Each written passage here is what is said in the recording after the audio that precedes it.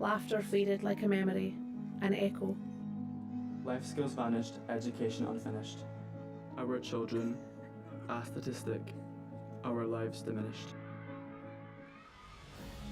Our pools are for all abilities, ages, from cradle to grave and in between stages, for the health of the nation and life skills schools. Our message is simple. These are our pools.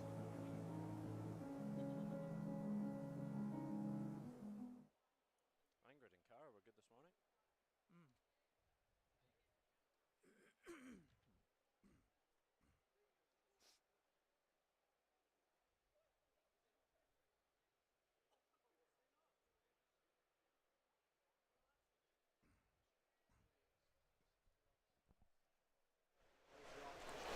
Well, good evening everyone, and welcome to Edinburgh, the capital of Scotland. We are here in the centre of the city for the Edinburgh International Swim Meet 2025.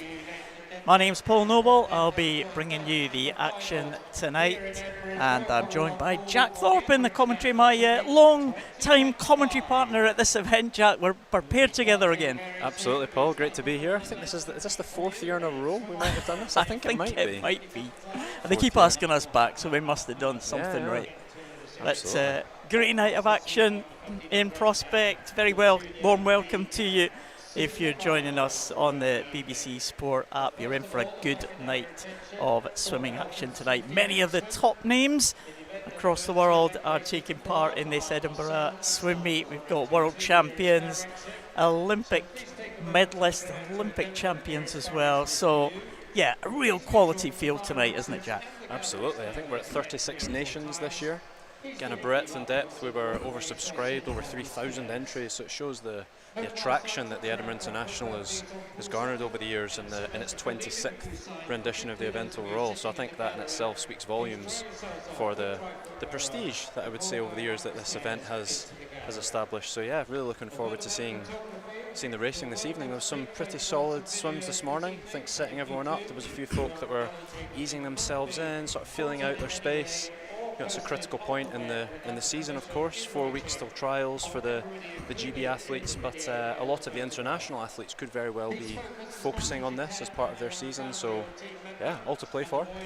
Yeah, and there's what we've got to look forward to tonight. We start off with the fastest heat of the 1500 freestyle, and one of those Olympic champions that we were talking about a little bit earlier is going to be in that very first 1500 freestyle, isn't he? Dan Whiffen from Ireland, Swim Ireland, he's representing, and what a great Olympic Games he had. Absolutely, yeah, and gold medal in the 800 and third in the 15. So again, absolute world class, an absolutely blistering 14:34 he's entered in. I doubt he'll be going that quick, but it'd be great to see him to go a sub. If he goes a sub 15, that'd be great to see. Yeah, well, we'll talk about him when we come to the race. And 100 backstroke for the female swimmers and the male and open swimmers.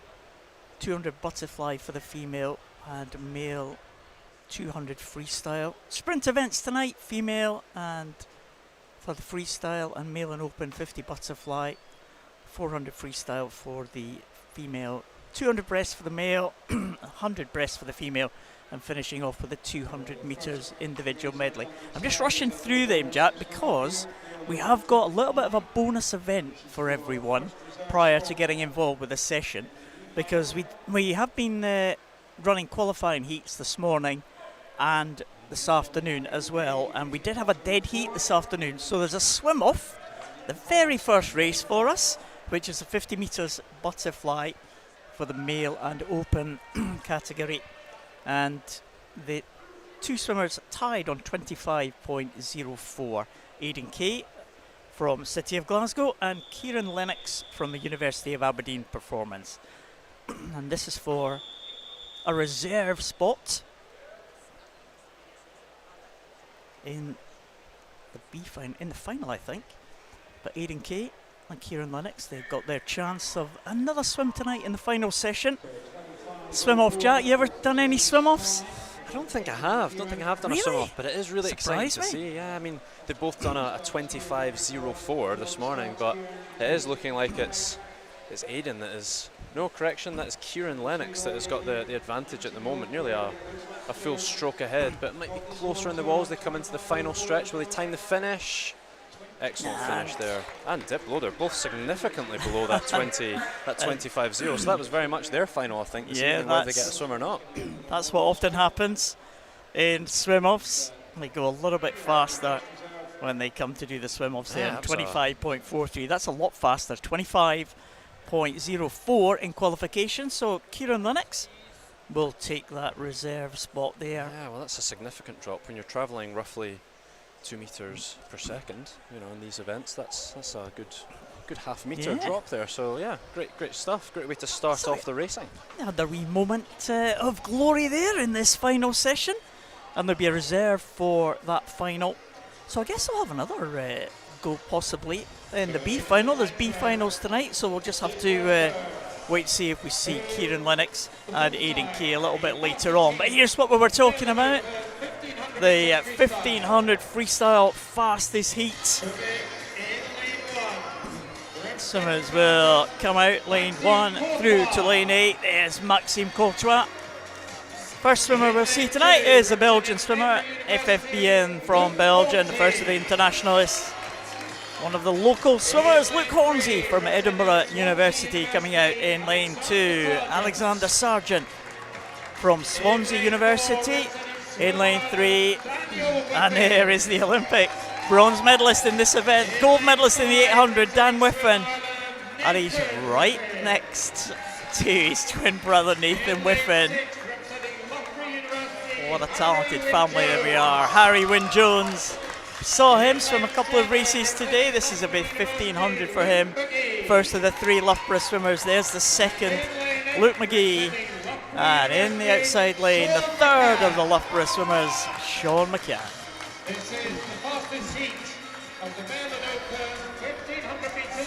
So, 1500 freestyle, 30 lanes of this 50-meter pool. And, well, we're looking forward to seeing Dan Whiffen, aren't we? Let's face it, it's going to be fantastic. Yeah, I mean, it'd be great to see what sort of form he's in, what stage in the preparation he is for, well, assuming all going well for Singapore and the World Championship.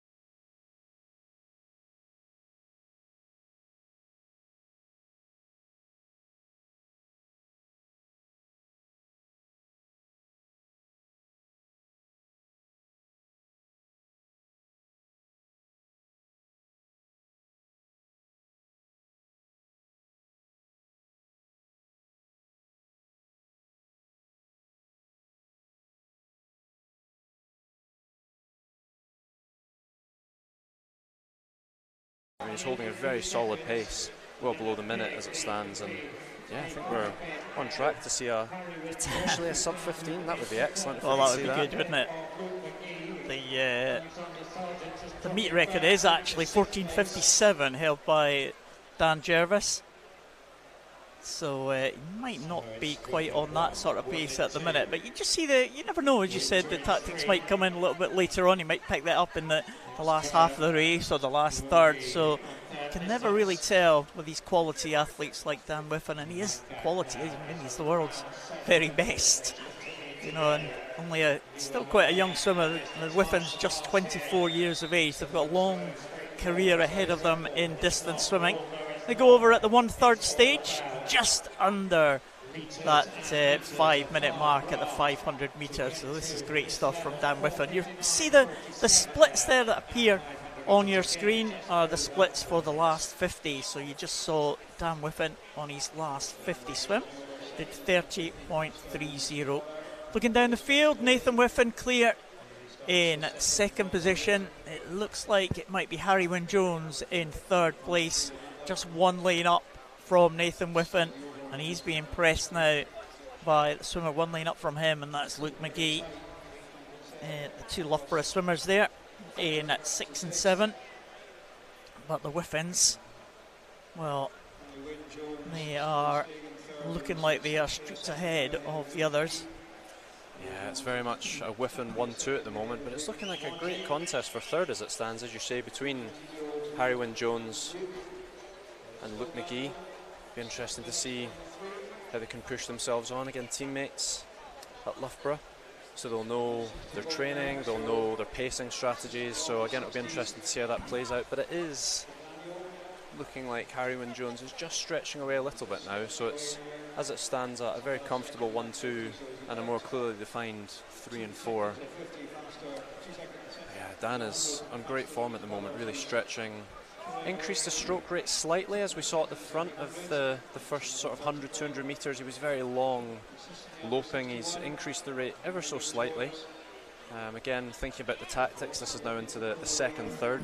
So again, you might see that acceleration in his pace, acceleration in the tactics to push him through into that second half, to put him in a great position to be attacking the second half of the race, but not going to his legs yet. Again, the legs are still acting in that balancing position, holding his body position.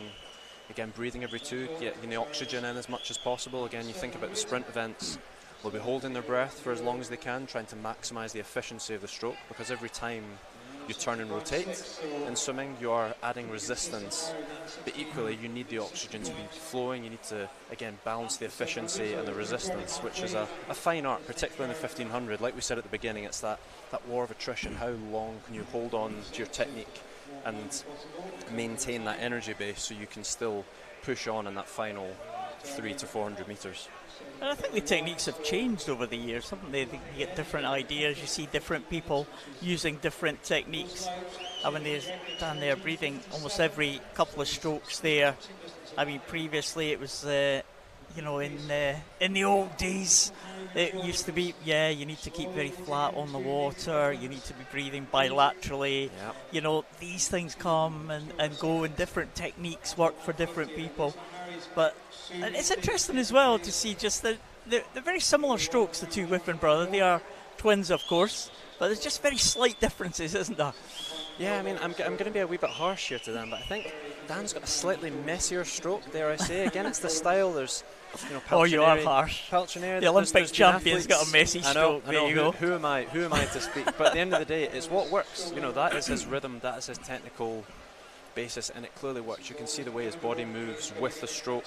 So again, it clearly is a very efficient process for Dan and how he applies to the race. But it's interesting you said bilateral. I do miss the days of Stephen Milne and breathing every 3 across the 1500. Oh, it was always great to see, and you could argue it's tactically a great way to swim the race, because you can breathe in to a both close sides, race. Yeah, absolutely. You're fully balanced in your body position on both sides. So but yeah, it's interesting to see Dan again, and see if he'll push on a little bit as we progress through this second third.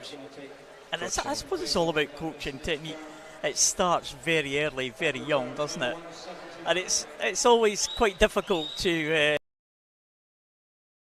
right, you need to change your technique, you need to do this and do that. It's always very, very alien at the start, isn't it? Well, the brutal nature of the 1500, I mean, you need to train such high volume, you know, sort of 50, 60, 70k a week to maintain at this level, and naturally you cannot maintain perfect technique throughout all of that, so you find your best technique and what is efficient for your style of approaching the race. And that's very much where you'll see at the top level altering styles. You won't see the same sort of lightning and direct precision that you will in other events. Again, he's back to that 30.5 now. He's just a few seconds above the even pace. 1 minute for every 100.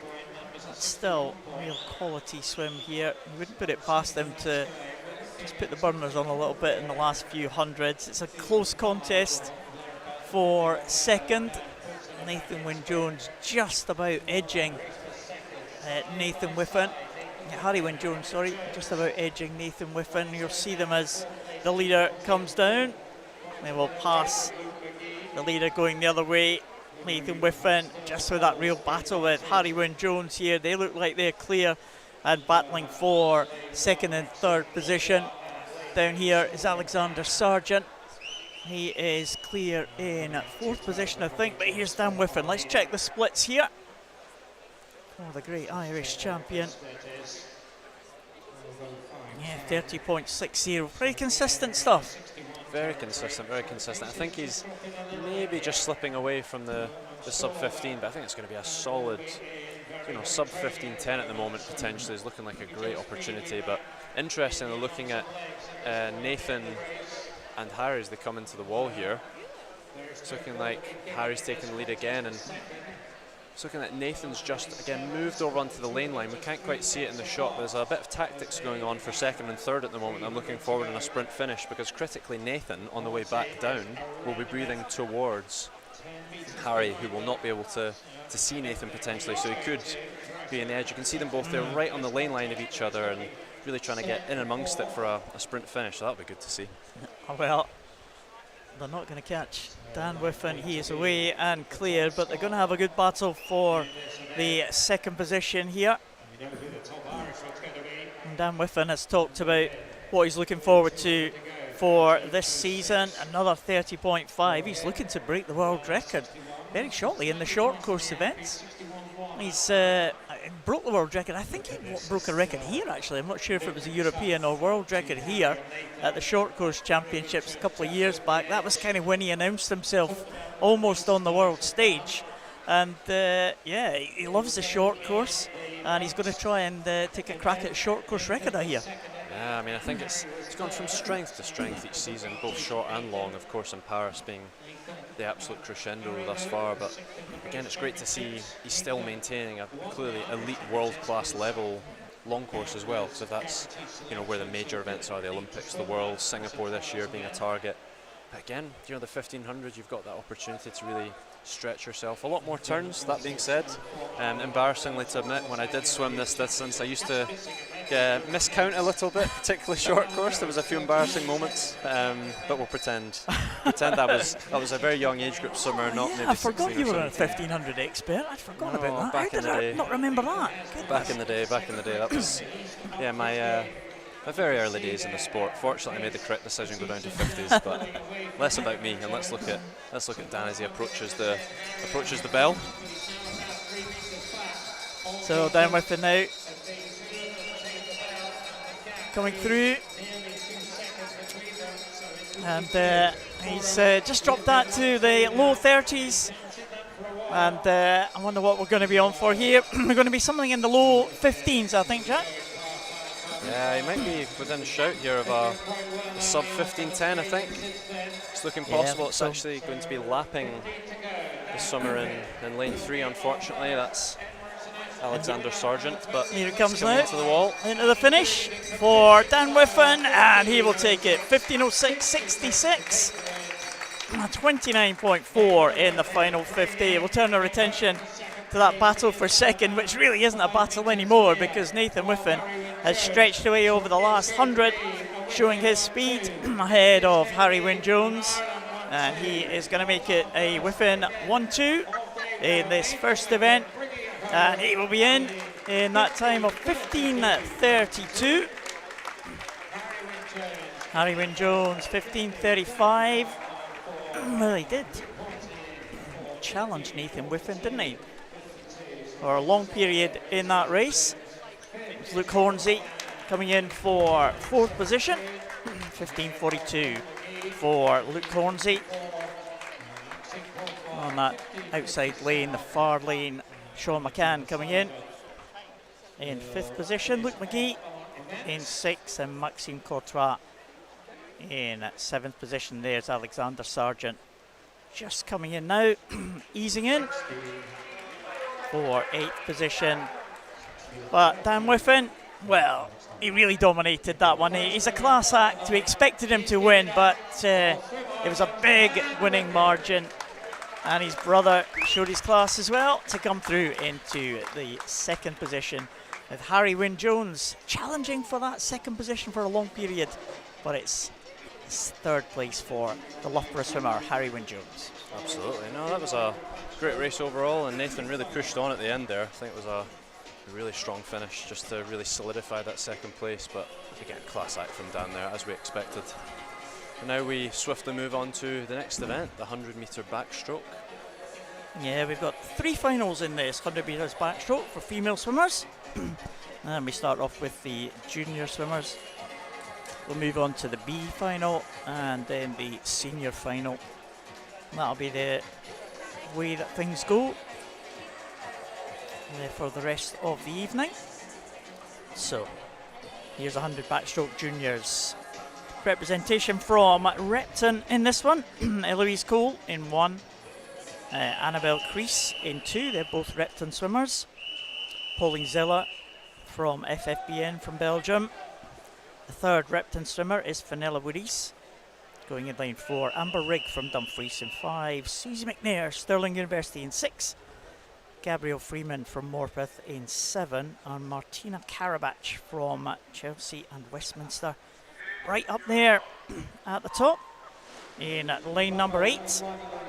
Fenella Woodies in lane number 4 was the fastest qualifier, and she went through in 1:03.96. She goes in lane number 4. Good start though from Susie McNair there in lane number 6, the top of those 2 yellow mark lanes.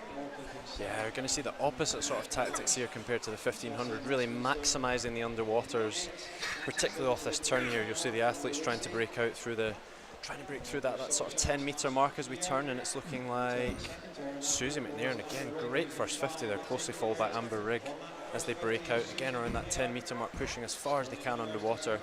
Susie's looking in a great position here as we come down into the 2nd half. Yeah, Fenella Woodies now beginning to just stretch through in lane number 4. Susie McNair back almost in the pack. Where's this one going to go? Lane 3 as well. Pauline Zilla and Annabelle Crease in lane number 2, but it might be Fenella Woodies into the finish. Oh, very, very tight indeed. It is lane number 4. Fenella Woodies will just take that one. 1:03.75, but my goodness, that was close. 6/100. Susie McNair almost snatched that one, and Amber Rigg also in the 1:03 range. Yeah, it was a 30.5 there for Fenella at the end, so just managed to really pace that well, and storming finish there, the fastest 2nd 50 in the field. So great job there. Yeah, now the B final on their way very quickly. And there we have it. Barbara Yanikova goes for scoop. Team from the Czech swimmer. Manon Domingon, Grenoble in 2. Maria Godden from Swim Ireland in 3. Niamh Ward from University of Bath in lane 4. Honey Osrin, Olympic representative for Great Britain, not making the A final. It was a 200 backstroker speciality though. She goes in lane 5. Ellen Walsh goes in 6 for Swim Ireland. Caitlin Ibbage in 7 from Stirling University, and Beatrice Farley from Plymouth Leander in lane number 8. Well, this is the B final. Niamh Ward, fastest into this one, 1/100th of a second faster than Honey Osrin.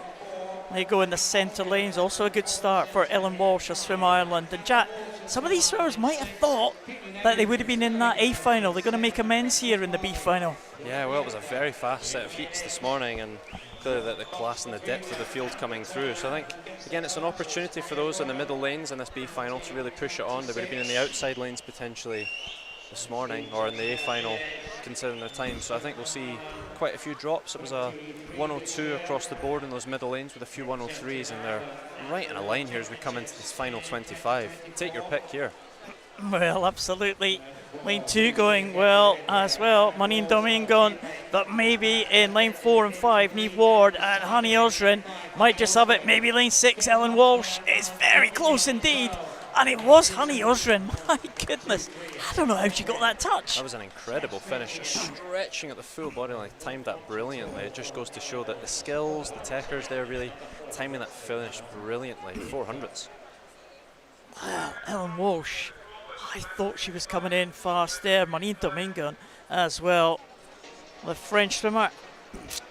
She's through in 3rd position. Wow, 2 really close finals there, the junior final and the B final. And here are the fastest 8 qualifiers. Final of the 100 metres. Backstroke for female swimmers. Big names in this one, Jack. Oh, indeed. Abby Wood, Abby the Wood leads them IM out, yeah. specialist. Indeed. Showing the depth of her capabilities. 4th place in the Olympic Games in the IM. Abby Wood, Maaike de Waard, great swim on the Netherlands swimmer. She's an Olympic swimmer as well. There's Freya Colbert, world champion in 400 IM. Roos van Otterdijk, Belgian swimmer, 10th place in the Olympic Games for the Belgian. There's the home favourite, Katie Shanahan. Katie is at Stirling University, and there's her Stirling University teammate Holly McGill. Lauren Cox, probably better known as a sprint specialist in backstroke, and Sophie de Groot from Loughborough University completes the lineup on this 100 metres backstroke. It's a cracking field, isn't it? Yeah, well, I think Roos looked very controlled this morning. 2nd clear from the rest of the field, and again, that Olympic experience coming through in this event. I think it would be great to see a sub-minute here, Paul. I think more than capable considering her entry time, so we'll wait and see if the others can keep up. Well, the meet record held by Maja Nielsen, Olympic medalist from Denmark. Very fast, 59.16. Not sure if that was going to be challenged today, but you never know. Roos van Otterdijk, very, very fast in qualification. Katie Shanahan next to her, Freya Colbert on the other side. Holly McGill, watch out for Lauren Cox, she might get a good start in lane number 7. Very tight in terms of qualification. Van Otterdijk was well ahead of the others, but the others were stacked together. And a good start for Van Otterdijk there in lane number 4. And as we expected, Lauren Cox got off well in 7. Yeah, it'll be interesting to see different tactics here. You've got 100 specialists. Again, there's a blisteringly quick pace coming from lane 7, Laura Cox. But again, you'll see the 200 specialists coming through. Again, there's some 400 IS swimmers in the field, so all to play for in that final 15. But as we turn through that first 50, it is Lauren Cox with a 29.1, blisteringly quick, closely followed by Roos in a 29.2. Yeah, and Roos van Otterdijk there, just a 10th of a second behind, 1 lane up. It is Katie Shanahan trying to fight back now. Lauren Cox still very much in the mix now, but Van Otterdijk in lane number 4, holding all the rest of them off. Can she dip under the 1 minute mark? Lauren Cox still right there. Lauren Cox and Roos van Otterdijk in together. And it is Roos van Otterdijk takes it ahead of Lauren Cox, but 2 fantastic swims there. Dipping under the 1 minute mark. They'll be delighted with that one. And 3rd place, I think it was Katie Shanahan that just stole 3rd place there. Yeah, that's confirmed, ahead of Maaike de Waard. But what a good swim. Lauren Cox started well as we thought, but she held on really well. Really, really well. It was nearly a 1.7 second drop from this morning. So, yeah, plenty left in the tank there for Lauren from this morning's swim. Lauren Cox delighted to be the top Brit in that one, but Katie Shanahan, not her best event, not one that she's kind of known for, this 100 backstroke, more of a 200 backstroker and a 400 IM. She'll be delighted with that 100 Absolutely. It'd be great to see her IM events at this meet, translate that form as we move on to the men's 100 backstroke. Men's equivalent, junior finalists are here already on poolside. The junior and B finalists, they just make their way onto poolside. The A finalists, the senior finalists will get announced in the venue and the lights will go down. So the junior finalists already there. We have closest to us Logan van der Meulen, one of the sons of Scotland's 5-time Olympian and Commonwealth champion Alison Shepherd.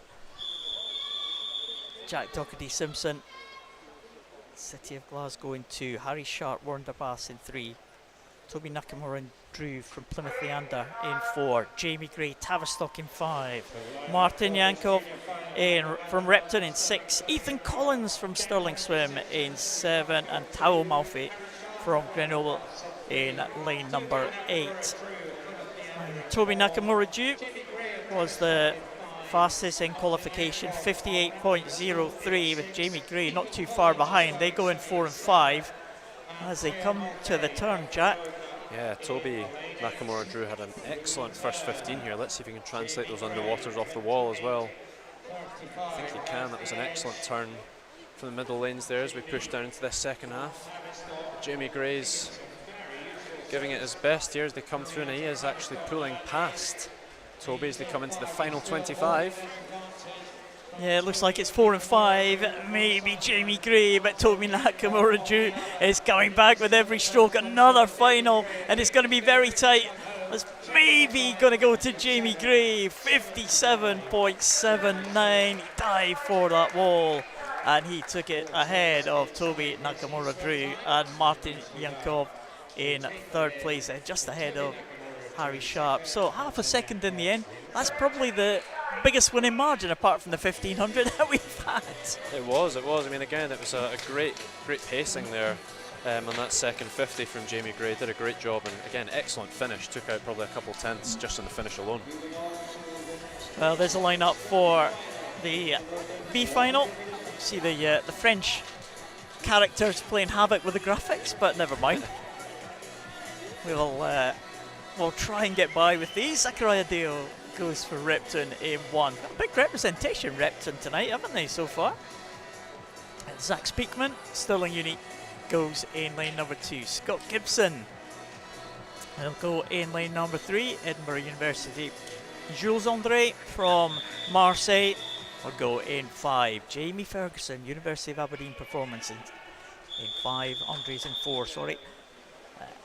Paul Alves Torres from Marseille in 6. Niels Dijkshoorn from Netherlands in 7. And Zeno Ubertali from Chelsea and Westminster goes in lane number 8.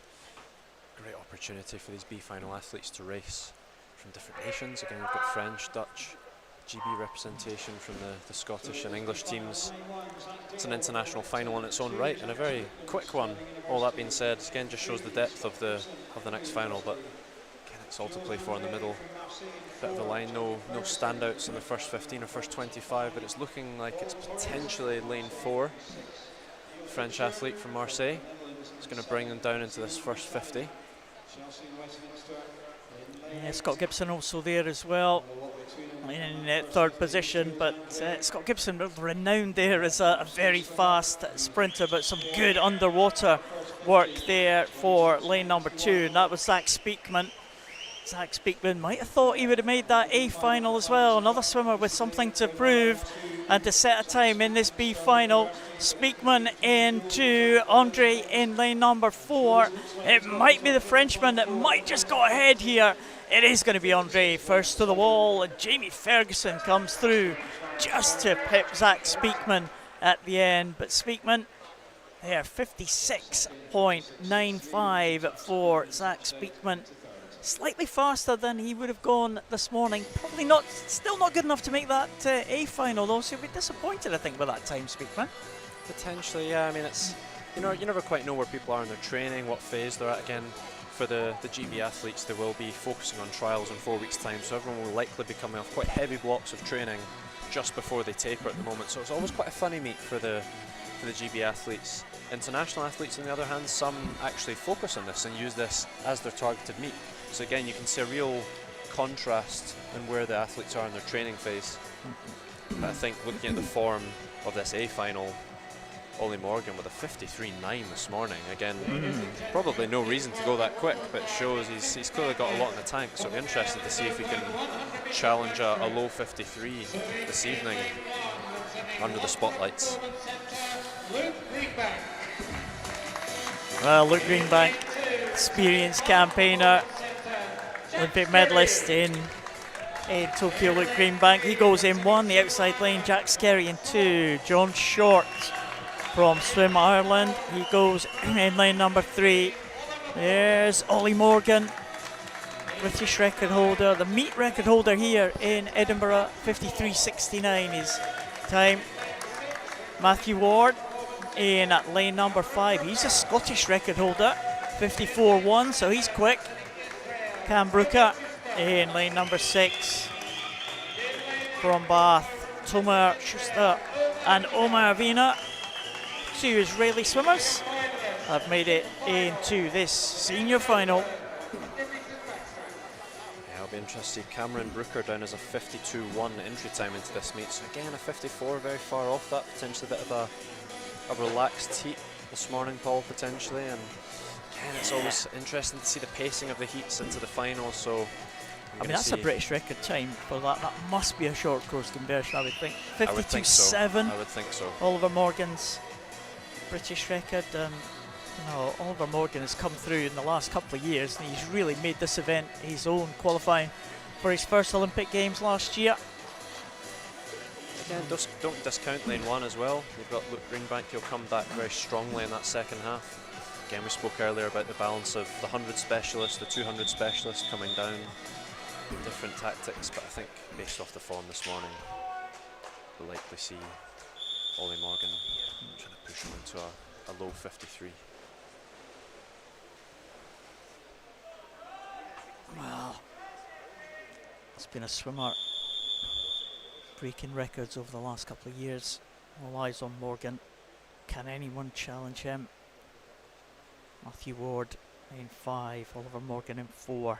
Those 2 yellow marked lanes in the middle of the pool.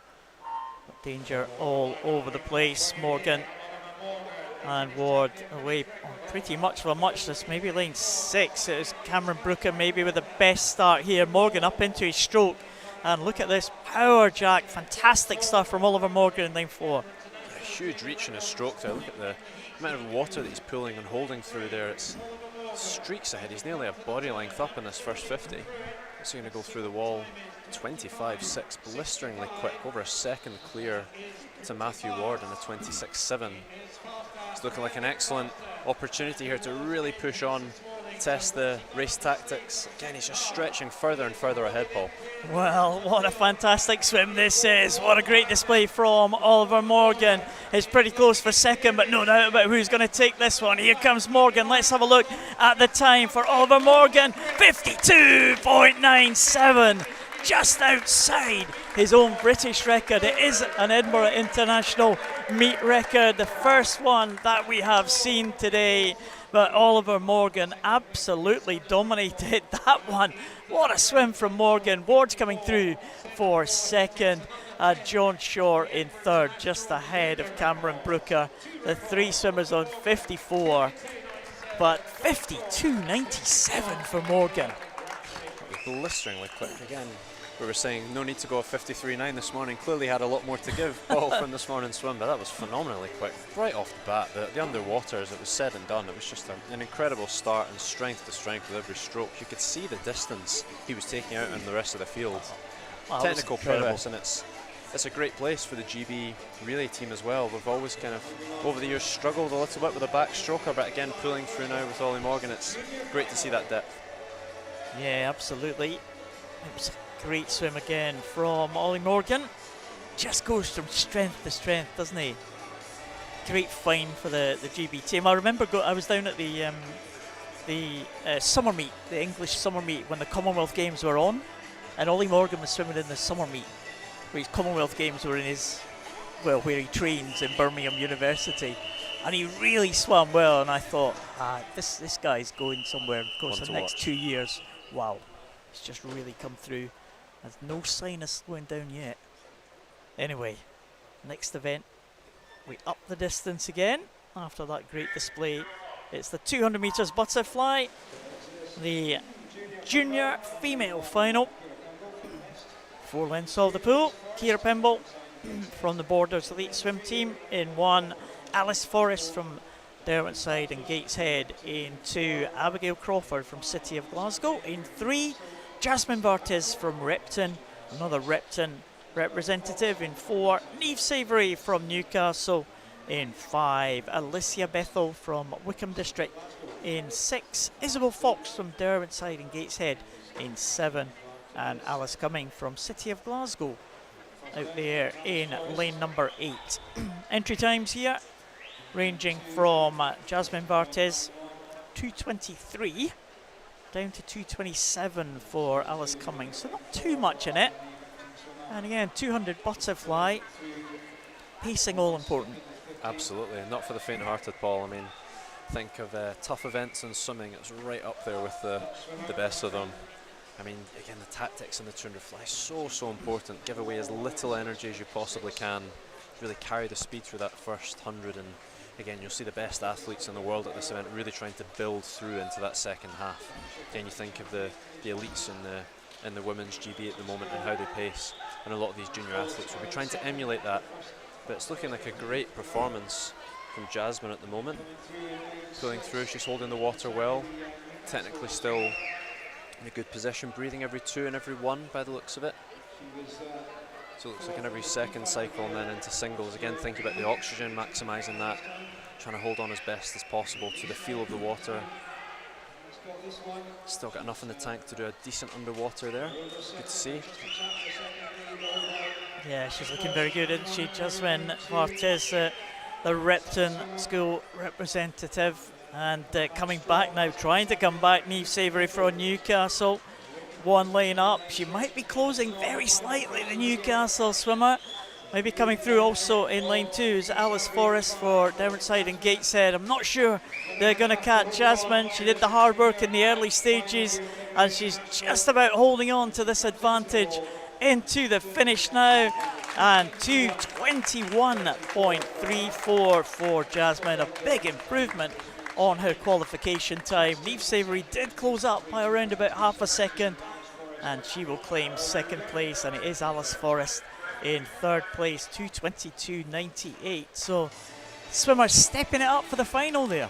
Absolutely, and Jasmine really went out with intent there and held on just and even towards the end. It's just starting to fade slightly in the last 5, but great job with the pacing, and those top 3-4 athletes were all dropping several seconds from their heat swims, which is exactly what we want to see, dropping from heats to finals. Absolutely, that's the way to do it, that's the trick, isn't it? Another Repton swimmer, another representative in this one. Repton having a good night, aren't they? They are indeed. Again, they've got a huge contingent here. The representative is in lane 2 for Repton, Lydia Cordell. Beatrice Varley goes for Plymouth Leander. Closest to us in lane number 1, Lydia Cordell in 2. 15-year-olds. Maisie Elliott from University of Bath goes in 3. Lucy Christoph from Grenoble in lane number 4. Lacey Roberts from Plymouth Leander in 5. 2 of the Canadian juniors there with the white caps with the maple leaves on them at the top. Michelle Zeng and Naomi Minot in 6 and 7. Alana Burns-Atkin from Swim Ireland completes the lineup right up there in lane number 8. But we've seen a few of the Canadian juniors this morning in the heats, and no, they've come out in force. They've had some great performances so far. We're only on day one of competition, and some of these Canadian juniors really look like finds for the Canadian team. Absolutely, it's brilliant to see again the depth of the international event. It is Edinburgh International, but it's great to see some North American representation and far further afield, and it's great for the athletes both from Canada and the like to race each other, and the GB athletes to have that exposure, that experience of racing. And it is up in lane number 7, the Canadian from is it Naomi, I think, is doing an excellent job coming through here in this first 100. It looks like potentially challenging for the top position as we come into the first 100, Paul. Yes, doing a good job in that first half of this race. I was going to say all the action's at the top end, but it's not really, because Maisie Elliott's right there in the mix as well in lane number 3. 104.57 for Naomi Minot. Alana Burns-Atkin next to her on these outside lanes. It just shows you danger can come from absolutely anywhere in the pool. The qualification's so tight that you've got to watch every single lane, every lane of danger. But Naomi having a very, very good swim up there in lane number 7, and she's really built on that first 100 and looks like she may be stretching away here on this third 50. Yeah, well, she's got an entry time of a 2:18.26 if we assume that is her personal best. Her swim from this morning, a 2:20.59, so clearly several seconds left to give on paper. So wait and see if that translates into the performance itself, but she's still doing a very good job to hold on. Slightly narrowing in the stroke now. Fatigue starting to kick in this final 25. Can she hold on? Her teammate coming back on her shoulder here, Paul, and from the centre lanes. But has she done enough in this first 150 metres? Well, she won't want to be beaten by her teammate, and her teammate won't let her get away, that's for sure. These two Canadian juniors coming through for first and second. I think it is going to be Naomi Minot and Michelle Zheng, the two Canadians in first and second. And two excellent times there, and a really good time for Maisie Elliott as well, the University of Bath swimmer, coming through strongly. Just couldn't quite get the touch ahead of the two Canadians. But Michelle Zheng came back really strongly, didn't she, in that last 100? Absolutely, and again, looking at the entry sheets, it's 2:19 for Zheng. It's huge drops for both of them, so if those were near their personal best, they've both done a phenomenal job to really push on, especially from the heat, so great to see. No, we've got a DQ, unfortunately. Beatrice Farley from Plymouth Leander was disqualified, unfortunately. Didn't affect the top 3 positions, though. 3 excellent swims there at the front of the field. And now we move on to the A final. Some big names in this one, Paul. I think this is definitely one to look forward to. I think we were speaking about at the beginning. It'll be a really interesting one. Speaking of tactics from heats into finals, it was great to see Ciara Sloshan doing such a great job. I think there's some depth in the field, potentially holding back slightly from heats, dare I say, so it'll be interesting to see where this goes. Coco Croxford, you saw her going out first, 17-year-old, youngest in this field. Lucy Grieve in lane 2 from Stirling University. Her teammate Kiana McInnes will be one of the favourites for this one. She goes in 3. Ciara Slosson had a good heat swim in 4. Emily Richards was Emily Large previously, now Emily Richards. We'll have to get used to that. The Manchester performance swimmer in 5. Laura Stevens, the world champion from last year, in 6. Lucy Fox from Loughborough in 7. And Evie Rosenboom from the Netherlands. That orange cap and the big team orange tracksuit and the big NED cap. No doubt she's representing the Netherlands. But we talked about the strength in the butterfly in Great Britain at the minute. It's right here, isn't it? Absolutely, and again, you look at Kiana McInnes has been strong across the 100, the 200 and the 50. Lucy Grieve again in the 50 and the 100. And of course Laura Stevens, the depth, the experience. Again, you'll see some different tactics going on here with some of the athletes going out a bit harder in this first 50 or 100, trying to potentially even split or potentially drop off a bit, and then Laura Stevens, who essentially builds through the entire 200. Again, Ciara Sloshan being the 200 specialist alongside Laura. So, and Kiana, again, you say she's a 200 specialist. Is she a 100 specialist? Again, depth across both events now, Paul. Yeah, I mean, she made her name as a 200 flyer, didn't she? But 100, very, very strong as well. And I suppose the likes of Lucy Grieve in lane 2 made her name as kind of a sprint butterfly, but now going up to the 200s and challenging the big names. But this could be a very interesting one. The youngster Coco Croxford closest to us.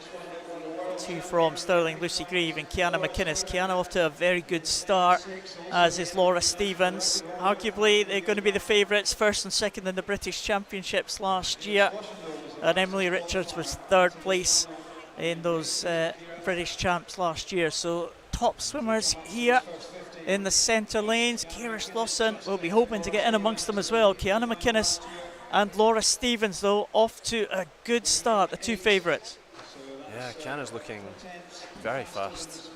And the strokes maybe a little bit quicker than I was expecting for the first 50 and 100, but again, she's holding the water well. But Laura Stevens is looking in a great position. You quite often see Laura come through more in the second half, but her tactics slightly shifted in the last few years. Again, she goes a bit harder on the first 100, but it'll be interesting to see how she holds on pace-wise. But she's done a great job in that second 50, taking out nearly a full second on Kiana, as they were very close in that first 50. As it stands, it's Laura that's pulled herself ahead, but still very close contest for second and third in those middle lanes. Kira Slauson still doing a great job to hold on. It's looking like Kiana McInnes is still holding second, but third all to play for. Yeah, and coming through now, Kira Slauson trying to challenge Kiana McInnes, but Laura Stevens looks away and clear here as they go into this final turn. She's had a great couple of years, Laura Stevens, Commonwealth Games of course. She became the world champion last year, Olympic finalist as well in this event. Laura Stevens, can anyone catch her? Kira Slauson, Emily Richards coming through as well in lane number 5. Kiana McInnes still right there down here in lane number 2. It looks like it might be the top 3 from the British champs last year that are going to be the top 3 again. Kiana McInnes trying to come back. Emily Richards coming back as well. Are they going to catch Laura Stevens? It's going to be a really close finish here. All on the touch. And it is Laura Stevens will get it by 2/100ths of a second. Kiana McInnes in second and Emily Richards in third. Oh, Laura Stevens, she did just about enough there, but that hurt in the closing stages for the world champion, and Kiana McInnes almost got up on level terms, but it was 2/100ths the difference, with Emily Richards also under the 2:10 mark. Yeah, Kiana sort of went hard in the first 50, chilled out in the middle bit, and then came blisteringly quick back in a 33 mid at the end there, nearly taking a second and a half difference versus Laura Stevens' final 50. So again, an opportunity to try different tactics, different pacing strategies. And it's worth mentioning Kira Slauson again dropping half a second from her entry time there, doing a great job on the heats with a 2:11.0. I think she'll be very pleased with that, alongside Emily Richards, the dip under the 2:10. So it lived up to the billing. They did indeed. They were top 4 swimmers. They were the favourites coming in, and it was an excellent race. Talk about excellent races. Well, if there was ever an event in GB swimming in recent times that you would look forward to, it's this 200 freestyle for men, isn't it? Absolutely. I mean, you say the 100 freestyle is the blue ribbon, but for GB it's absolutely the 200. The depth and the strength that this 4x200 has had for the last 10 years, essentially. Breakthrough event. Probably in 2015 it was the World Championships they really came onto the world stage, and again, these junior athletes, they'll very much have their eyes set on those spots.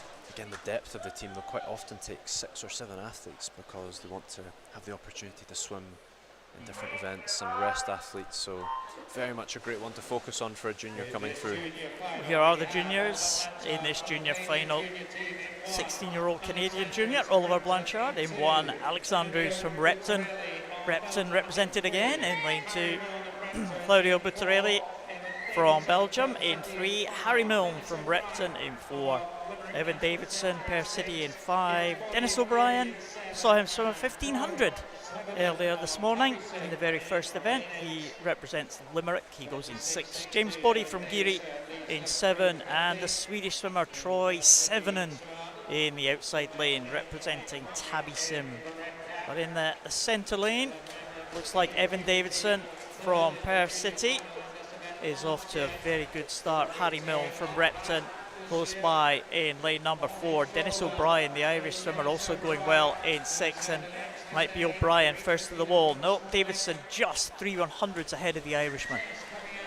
Yeah, it's looking like an excellent swim for Evan so far. He's done a really good job holding his stroke brilliantly there. He's right on the lane line, again trying to keep away from lane 4, the likes of Harry Milne. A bit of a tactic going on there potentially, but a nice long loping every second stroke, probably an 8-beat kick at the moment. He's really holding a great body position. He's coming down the length here, and he's put himself in a great spot to hold off the rest of the field. He'll be breathing away from the field as he comes down the second length, so he'll need to be focusing on his tactics and really driving through here, Paul.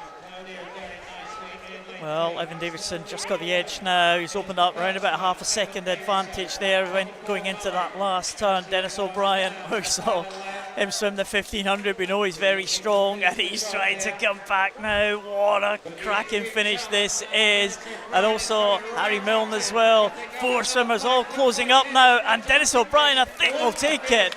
Dennis O'Brien, 28.4 on the final 50 to take it in 1:53.87. Wow, that was quite a performance there from Dennis on that last 50. Evan did a great job. The whole of the Hurst 150, Paul, right from the start, he was in a great spot, but again, Dennis with the pacing. We saw it with Kiana and the 200 fly at the end there, coming blisteringly quick at the end, and yeah.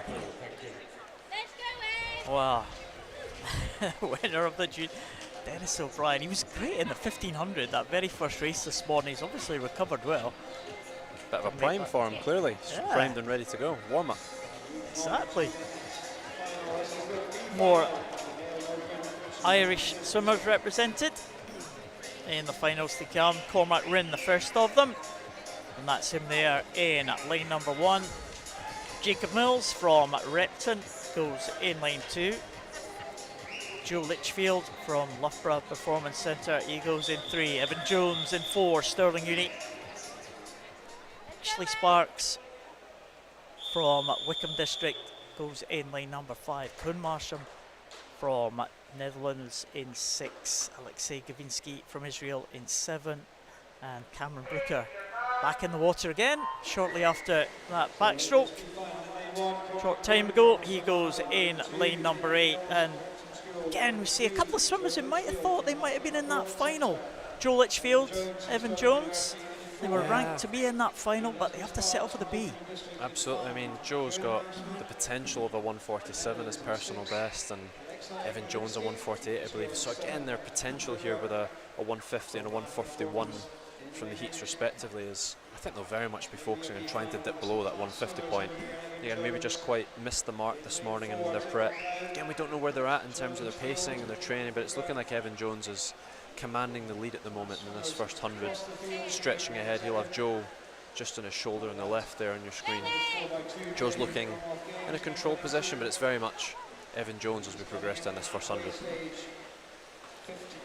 Yeah, Evan Jones takes that halfway lead, 52.97. Koen Marsham is in second position. Koen Marsham from the Netherlands, right out there in lane number 6, but Evan Jones really dominating this one.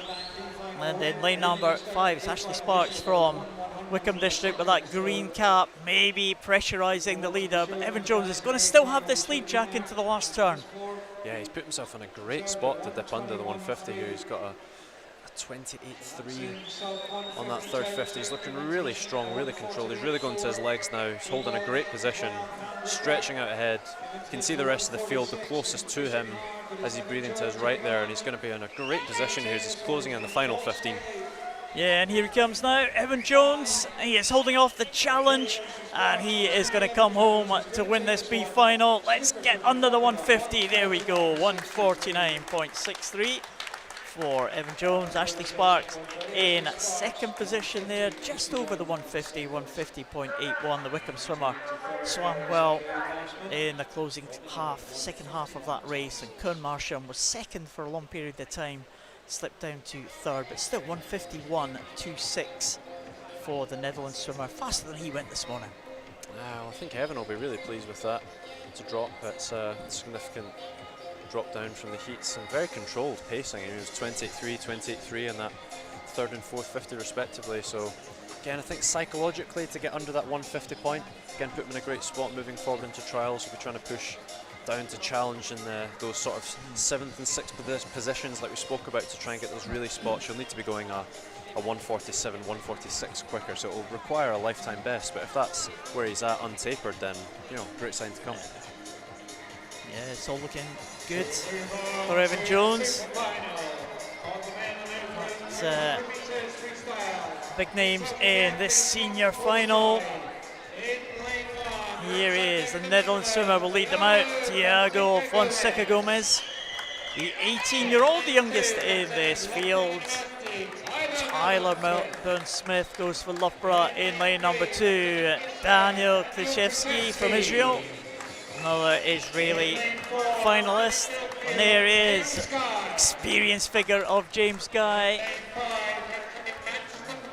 Matt Richards, the Olympic Games silver medalist, so close to being the gold medal in the individual event. Jack McMillan, he goes in lane number 6 from Stirling University. Evan Bailey in 7 from Swim Ireland, and Edward Mildred from Manchester Performance Centre in lane number 8. So Matt Richards, silver medalist in the individual event, but gold medalist, of course, in the relay alongside James Guy and alongside Jack McMillan as well, who swam in the heats in that team. He was kind of the 5th man, wasn't he? So it was James Guy, Matt Richards, Tom Dean and Duncan Scott who took that gold medal in the 4x200. Jack McMillan played his part in the heat. So 3 Olympic gold medalists in 4, 5 and 6. I know, well, it's great to see again just the depth that GB has in this event and the strength. It's great to see James still going from strength to strength. Again, the experience he has. Was it back in 2015 that he broke through and won the event individually? He was kind of the man that kind of started it all, really. He was. I'd say he was the man who set the standards. People have followed after him. The likes of Matt Richards coming through. Yeah, Matt Richards, a great record in recent times. Jack McMillan looked really good in qualification. Can he get in amongst the big 2 inside him? Guy started very well this morning in the heats. Matt Richards finished very well in the heats, but this time Matt Richards in lane number 5, looking like he's going out very hard for this one. Guy in lane 4, the 2 big names in the middle, and McMillan not too far away as well. He's getting dragged through by Guy, and the big 3 in the centre are joined by Daniel Krzyzewski, the Israeli swimmer, 21-year-old in lane number 3. But this one, well, Matt Richards has gone out pretty fast, but James Guy's now taken up the running. Yeah, Guy's really pushing through in the second 50s, really making a move, stamping down. But again, you'll expect Richards to come back. Richards comes back extremely strongly in that 4th 50. But all to play for here, they're all in really great form. They'll be trying to challenge that 147 high potentially here, Paul. And again, I think all 3 of these top athletes, Guy and Richards potentially as well, really looking in a great position to challenge for a solid swim here. Well, James Guy will have the edge, I think, going into this final turn here. Matt Richards on the inside of him. Richards will fancy his chances. I think he always finishes very well, but James Guy is not going to give this one up. Jack McMillan is in there. Daniel Krzyzewski is also in the mix. Jack McMillan coming through strongly. James Guy holding on, holding off the challenge of Matt Richards, but Richards now starting to come back now. McMillan coming back. The 3 Olympic gold medalists are side by side. James Guy, Matt Richards and Jack McMillan in together, and Richards just takes it by 7/100th of a second. Well, talk about living up to the billing. What a race that was. Matt Richards, the Olympic silver medalist, was made to work all the way by James Guy, who almost held on. And what a blistering finish from Jack McMillan as well, right in there with the big 2 names. Yeah, I mean, the first 100, Jack was kind of not nowhere, but he was very much middle of the pack, and he came back blisteringly quick in that last 50 in particular. Really strong. That was an excellent performance from all of them. Well under, nearly 146. That was phenomenally quick. Big drops from across the piece there, and it's great to see for the trials in 4 weeks' time. And I think that the whole team will be wanting to challenge that gold medal in Singapore. Fantastic stuff there. Tom Dean and Duncan Scott not even in this one, and you saw 3 incredibly quick times there. Well, that bodes well for these trials coming up. Fantastic stuff from the 200 freestylers. Absolutely lived up to the billing there. Well, off to the other end of the pool now. One length of the pool. All the races finish at this bottom end. So that means the 50 freestyle, well, the 50 events will start at the top end. One length of the pool for the junior finalists: Ashley Drake, Emma Alson, Pauline Zeller, Emmy Hillquist, Malin Bessard, Catherine Renfrew, Lily Mundell and Layla Weatherspoon. 4 Scots here in the outside lanes, but the centre lanes, well, the fastest Emmy Hillquist, 17-year-old from Tabi Sim. The Swedish swimmer next to the French swimmer Madeleine Bessard in lane number 5, and it looks like these two, 4 and 5, stroke for stroke as they come in here. Is it going to be lane 4? It is lane 4. Emmy Hillquist takes that one. The Swedish swimmer in 26.35, just about what she swam in the heats this morning, ahead of Bessard and Lily Mundell getting through for 3rd place. Great stuff there, very close race. It was indeed. I thought Bézard was just going to get it. Nice long straight arm stroke there. Nearly timed it perfectly, but not quite. 300ths in it in the end. But again, it's such fine margins in the 50, Paul. Again, you'll see the starts, the turns, the breakouts, the underwaters. Again, I was speaking to the coach earlier from Scott Godby, who you'll know. Oh, yeah. Kicking frequency. Again, it's a keen topic in his coaching toolbox at the moment. Again, the speed at which the athletes can kick, how quickly they can apply the fly kick, the force. Again, you'll see some really, really quick kicking. Again, taking full advantage of the underwaters here, trying to go as quickly and as efficiently as possible off the blocks. Well, 3 Loughborough swimmers taking the start in this B final.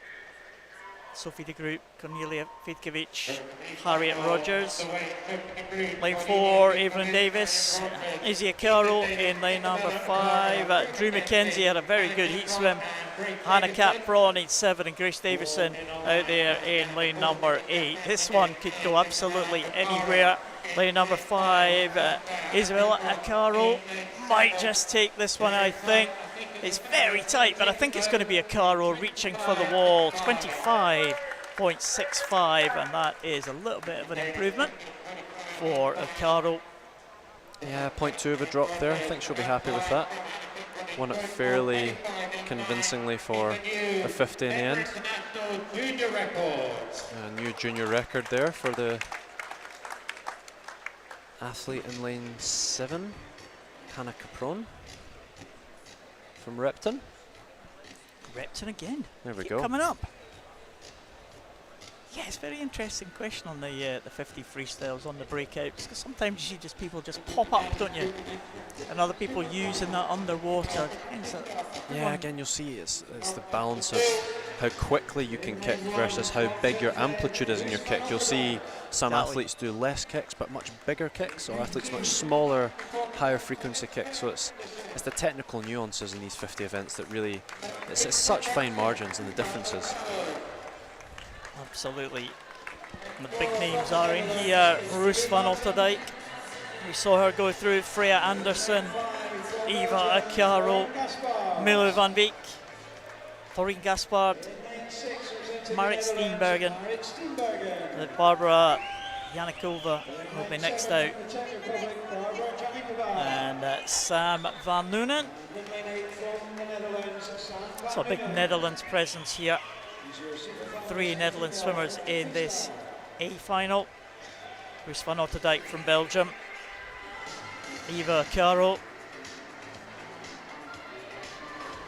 and these swimmers picked for the GB team last year. Maybe one of the surprise picks from the GB team in 2024. Right next to the experienced Freya Anderson, who of course went to the Olympic trials last year with glandular fever, but still managed to qualify for the team for the Olympic Games. Yeah. Incredible athlete, Freya Anderson. Probably better known maybe for the 100 and the 200, you would say, but going over the 50. Yeah, I think Evo carry her potential. With 24 mid on paper, again, I think some of the athletes will be really looking to challenge and go in that sub 25. So Eva Carroll goes in 3, Milo van Beek in 4, and following Gaspard in lane number 5. Can anyone challenge here? In lane 3 it is Eva Carroll, off to a good start with that red cap. Lane number 4 starting to come through now.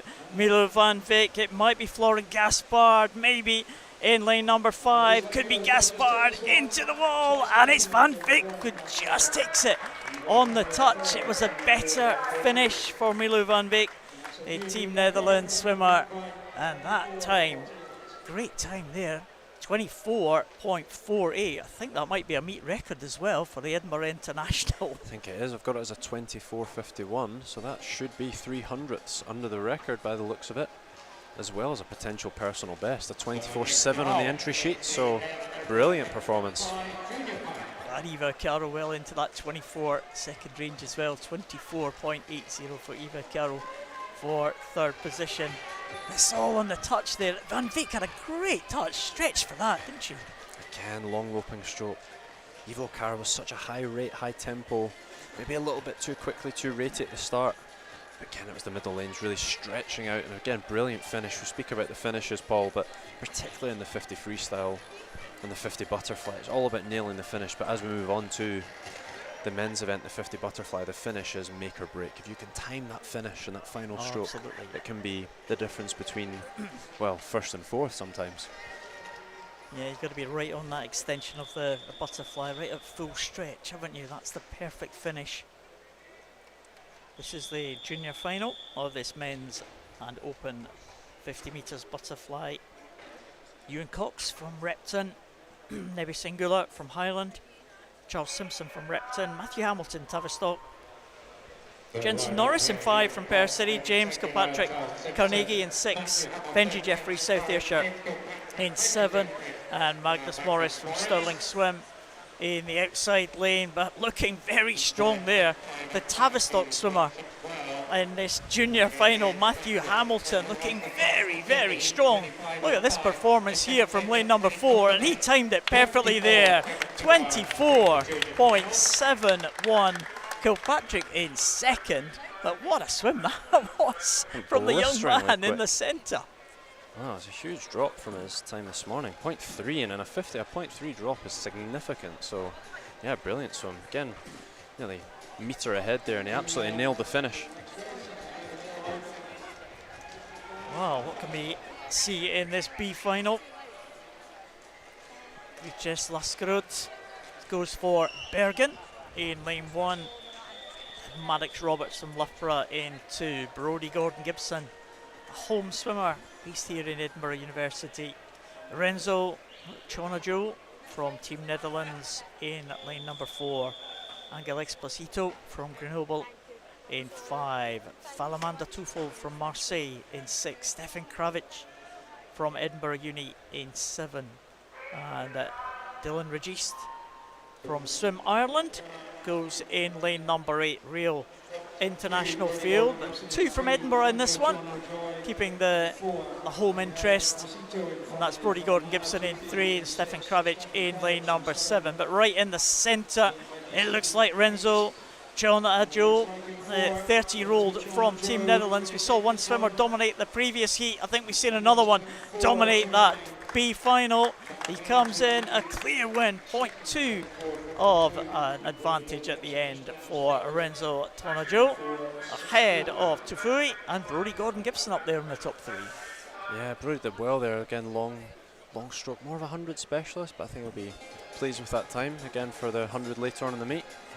Again, it's all in the finish. You see the difference there. Some of the athletes getting that final 10th, a couple of tenths just as they stretch into the wall. As we move on to the final, open final, and a final. Yeah, swimmers going to come out again. Some big names in this one. Brogan Hyde will lead them out. Stirling University swimmer in lane number 1. Josh Gammon comes out in this 50 fly. And there's Ben Proud representing Chelsea and Westminster in 5. Jacob Peters, a very good swim in the heats in lane number 6. There's Clément Secchi from Marseille in 7. And Zigong from Loughborough in the outside lane in lane number 8. So Ben Proud, not the fastest qualifier in this one, but he will start as one of the favourites. He has had a great record in this 50 fly and also in the 50 freestyle, that long-awaited Olympic medal last year, of course, the 50 freestyle. But 50 fly has been an event where he's excelled in the past, hasn't he? Absolutely. I mean, 22.75 British record is blisteringly quick. And again, Commonwealth Games, he's again won the championship multiple times. I was there in 2018 and I saw him false start, unfortunately, in the fly, and he looked blisteringly quick. I was behind the blocker and watched him touch a very controlled 22 point at the time. I doubt we'll be seeing anything quite as quick as that, but again, great to see him back in the pool and see what sort of form he's on for trials in 4 weeks' time. But that'll be in the 50 freestyle, because the 50 butterfly, oh no, it will be included in the World Championships. Yeah, you're correct. Yeah. Sorry, I'm thinking Olympics. Yeah, just the 53 in the Olympics, but 50 fly in the World Championship. So see what Ben Proud has got. There he is, the tall figure in lane number 3. Inside him though, Niels Costagna in 4, Meron Cheruti in 5. Ben Proud off to a good start, but it is maybe Costagna with a better start in lane number 4. Who is going to pull through now? Ben Proud in 3, up the challenge. Costagna in 4, might just take this one, I think. It might be lane 4 or 5 possibly, and a great finish there from Cheruti. And he will take it in 23.34. It was all about the finish. Well, you said it, Jack. It was a fantastic finish from the Israeli swimmer Cheruti to take it from lane 5. It was. I think I'll be very pleased with that. It's a blisteringly quick time, 23.3. And Ben just got a wee bit stuck there on a glide in the finish at the end there. Again, you think, he's left a couple tenths there. I think they were right in it, but it can make such a difference. You see it in the world stage, getting stuck on a half stroke. But again, I think we'll be pleased with a 23 mid. Likely untapered at the moment. He'll be focusing on those trials. So overall, I think those top 3 will be very pleased with the times produced. Yeah, another good final, another close contest. But Cheruti will be delighted to get ahead of the big names inside him, I'm sure. And there's the lineup for the 400 freestyle junior final. Get our breath back now after the yeah, that was those quick fire hundreds and 50s. Yeah, that was splash and dash overload there, 6 in a row. So now we'll slow things down a bit. We can maybe talk a little bit more, try and see a bit more what's going on. It's well, we've got a lot of Canadians to talk about in this one. Canadian junior team here in force as Canadian flags, huge Canadian flags in the arena, in the spectators areas, or the team areas I should say. But the lineup for this 400 freestyle: Alice Forrest from Derwentside and Gateshead in 1, Evie Mackey from Lanark in 2. First of the 4 Canadians goes in 3, and that's Naomi Minot back in the water again, alongside Michelle Zeng again. They swam against each other in the 200 butterfly. Abigail McLeod goes in 5, the 3rd Canadian junior. Phoebe Arbuckle from Warren de Bas in 6. Ellie Wise is the 4th of the Canadian juniors in this junior final.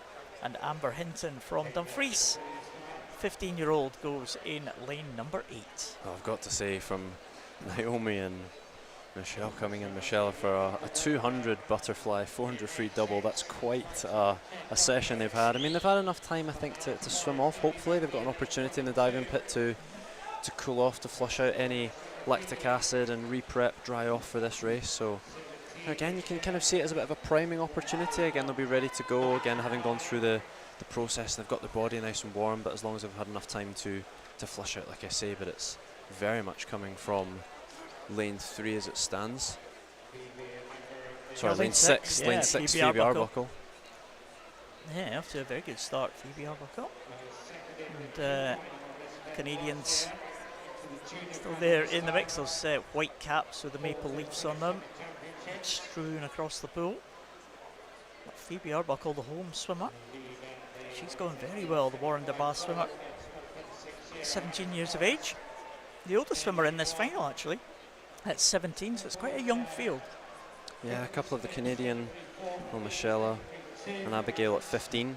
And again, there's lane 7 and lane 8, Amber and Ailey, also 15. Another Canadian junior. So again, 4 Canadians in this field, all very young contingent, the talent coming through in their pathway. This will be a very important opportunity for them to get some international racing experience, get their exposure. And again, seeing the junior progression, some of the times here I think we'll likely see quite big drops potentially. Again, the nature of the junior swimming, there's quite often big drops from heat to finals and personal best times, but it's looking like still Phoebe Arbuckle quite comfortably at the moment. It's a slight push from the Canadian in lane 3, Naomi, fresh out of the 200 butterfly about 40 minutes ago. Again, all to play for. Again, it could never be me, Paul. I mean, my goodness, imagine 200 fly and then a 400 free. I can only imagine. Well, they seem to be doing pretty well on it. Naomi coming through there to lie in at second place at that turn. Naomi Minot, the leading swimmer from the Canadian juniors. Phoebe Arbuckle, though, looking pretty good as they come down to the 300 mark. But she is, well, it's not decisive, is it? Because the Canadians are starting to catch her up. Alice Forrest was going well in lane number 1 as well. Evie Mackey in 2. It's almost Scotland versus Canada battle, but Alice Forrest, the English swimmer from Derwent's and Gateshead, is in the mix as well. But Phoebe Arbuckle still leads this one. They're coming into the last 100 now.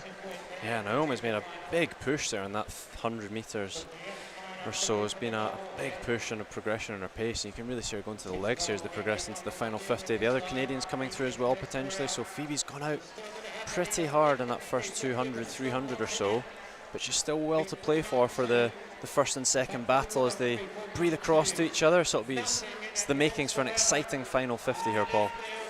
Yeah, it certainly is. It looks like Naomi Minot might just have this one, though. She's got the momentum. We saw she was around about 0.4 of a second faster than Phoebe Arbuckle on that last 50, and it is going to be Naomi who is going to take this one.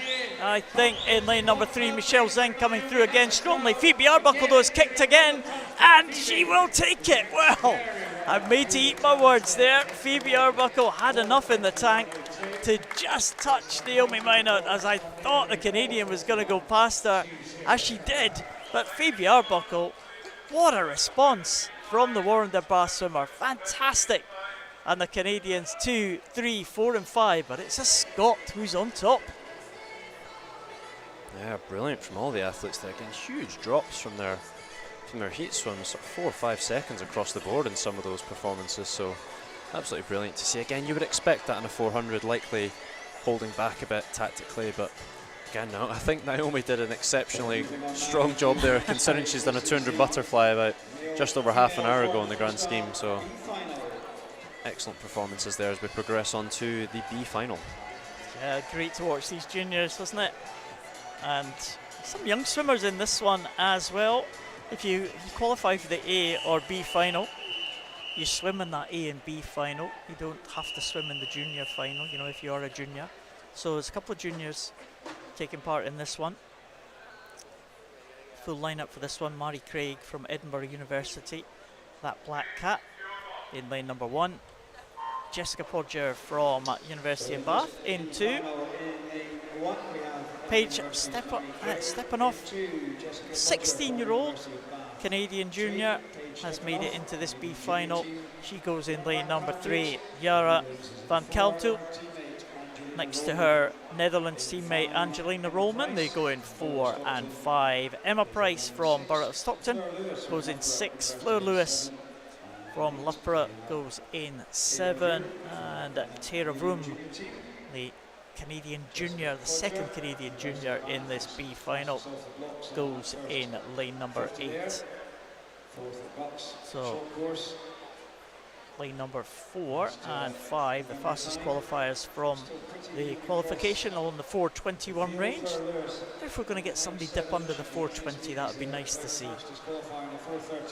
Yeah, so it was the Dutch that came through this morning for the centre lanes, but it's looking like the outside contingents are pushing through at the moment for Jessica and Flo respectively. Jessica there representing Bath University and Flo from Loughborough, so again it's the GB contingent as it stands, a bit more experience on their shoulders perhaps. Again, it's early days as we push through in this first 100 of the 4. Again, think about the brutality of the events on the roster. 400 again, right up there. The lactic acid required for the sort of management of that lactic acid, particularly in the last sort of 100. Again, the 400's right in the middle. It's not quite distance, it's not quite sprint, but there's still a hell of a lot involved through the legs, especially as you push through. So again, you see some athletes coming through very strongly, trying to negative split or even split. But at the moment, it's still looking like a comfortably controlled first 200 for Jessica as we progress into the halfway point. We saw Jessica swim a very good 50 freestyle as well earlier today. I think she improved her time in the heats this morning, Jessica, so showing her versatility. Jessica Podger still holding off the challenge of Paige Stepanoff. And right up there in lane number 7, I think Fleur Lewis might be moving into 3rd place. Fleur Lewis, we've seen her at the British Championships do well in the longer distance events, the 800s and the 1500s as well, so she might have something in the tank for later on. Absolutely, but look at Paige Stepanoff coming through as well, another Canadian junior. The 16-year-old challenging Jessica there. She's right on her shoulders. They're progressing through into the past that 250 mark, breathing towards Jessica. Well, she's breathing every 3. So we spoke about bilateral earlier in the 1500s. There's a bilateral athlete. Again, you don't see it quite as often, but she's making a bit of a move here as she progresses up onto the shoulder and potentially past Jessica, turning even as it might happen into this final 100. So Paige's done an excellent job so far of pacing, building through those hundreds. So again, Jessica's got some work to do if she's going to hold off a progressing Paige on her shoulder in lane 3. Yeah, 0.4 of a second the difference there, as you can see from those splits. Paige Stepanoff is now beginning, just about to take that lead, and she said that the bilateral swimmer will be able to have a look at where her rival is right next to her as they go through. Jessica now just about falling behind the momentum with the Canadians to go into this final turn. Oh, absolutely dead. Look at that. Absolutely nothing in it. And Paige Stepanoff now, and Jessica Podger. She is coming through strongly. Who's going to get this one? We saw Phoebe Arbuckle really sprint hard at the end when I thought she was beaten. Is Jessica Podger going to do the same thing? Paige Stepanoff and Jessica Podger. It's going to be between those two. I think Jessica might just take it on the touch. It is Jessica Podger. She had enough at the end to win by 17/100ths of a second. And, well, we hope we get someone under the 420. We've got 3 excellent swims. Absolutely brilliant. Again, huge drops. It's great to see. And, yeah, I mean, Paige did such a good job there. Again, 16 years old. What an opportunity to race and experience Jessica. And, again, just Jessica had a bit more grit at the end, a bit more will, a bit more desire to get her hand on the wall there. Again, we mentioned the Canadians. They've brought quite a junior contingent with them, and it's great to see them in and among the mix in the more senior finals, given the opportunity as we progress on to the A final. Yeah, the A finalists will be introduced. Didn't all go according to the seeding this morning. Most of the big names made it into the final. Let's see. Here they come. Loughborough's Lucy Fox leads them out. She will go in lane number 1. Amy Monks from Swansea University. Safety San had a very good heat swim. The Belgian swimmer in 3. Leah Crisp from Bath Performance Centre, aim for Olympic swimmer in the open water events for Great Britain. Valentine Leclerc, she will be one of the favourites, the French swimmer. Imani de Jong from Team Netherlands in 6. Holly Hibbett. She was the fastest entry time. She's made it into the final in lane 7. She might be a danger. And Michaela Glenister as well has made it into that 8th position. You wouldn't count her out as well. She's capable of going much faster than the 4:20 we saw in the qualification heats. Yeah, so Leah Crisp, the fastest entry, capable of a 4:14 on paper from her entry. But as you say, Holly Hibbett capable of a 4:11. So again, quite a lot left in the tank, I think. Again, thinking tactically, no need to give too much in the heats, Paul, particularly for such a hard event that is the 400. So I think there'll be, you know, a bit of a shift in terms of the strategy here, in terms of who's going to be pushing on, depending on the lanes here. Because Holly will be in lane number 7, as you mentioned, so a bit of an outside position. But again, the job was done in the heat. She's got herself in the centre lanes with Valentine Leclerc on paper of a 4:13.1. Winning the French Nationals by the looks of it recently, or the French short course Nationals, 4th at the French Open. Yeah, Leclerc will be one to watch, I think, in lane number 5. Lane number 6 has started well in Imani de Jong. And as we expected, Holly Hibbett as well has gone off to a good start there with that red cap, Bath Performance swimmer. Leah Crisp as well.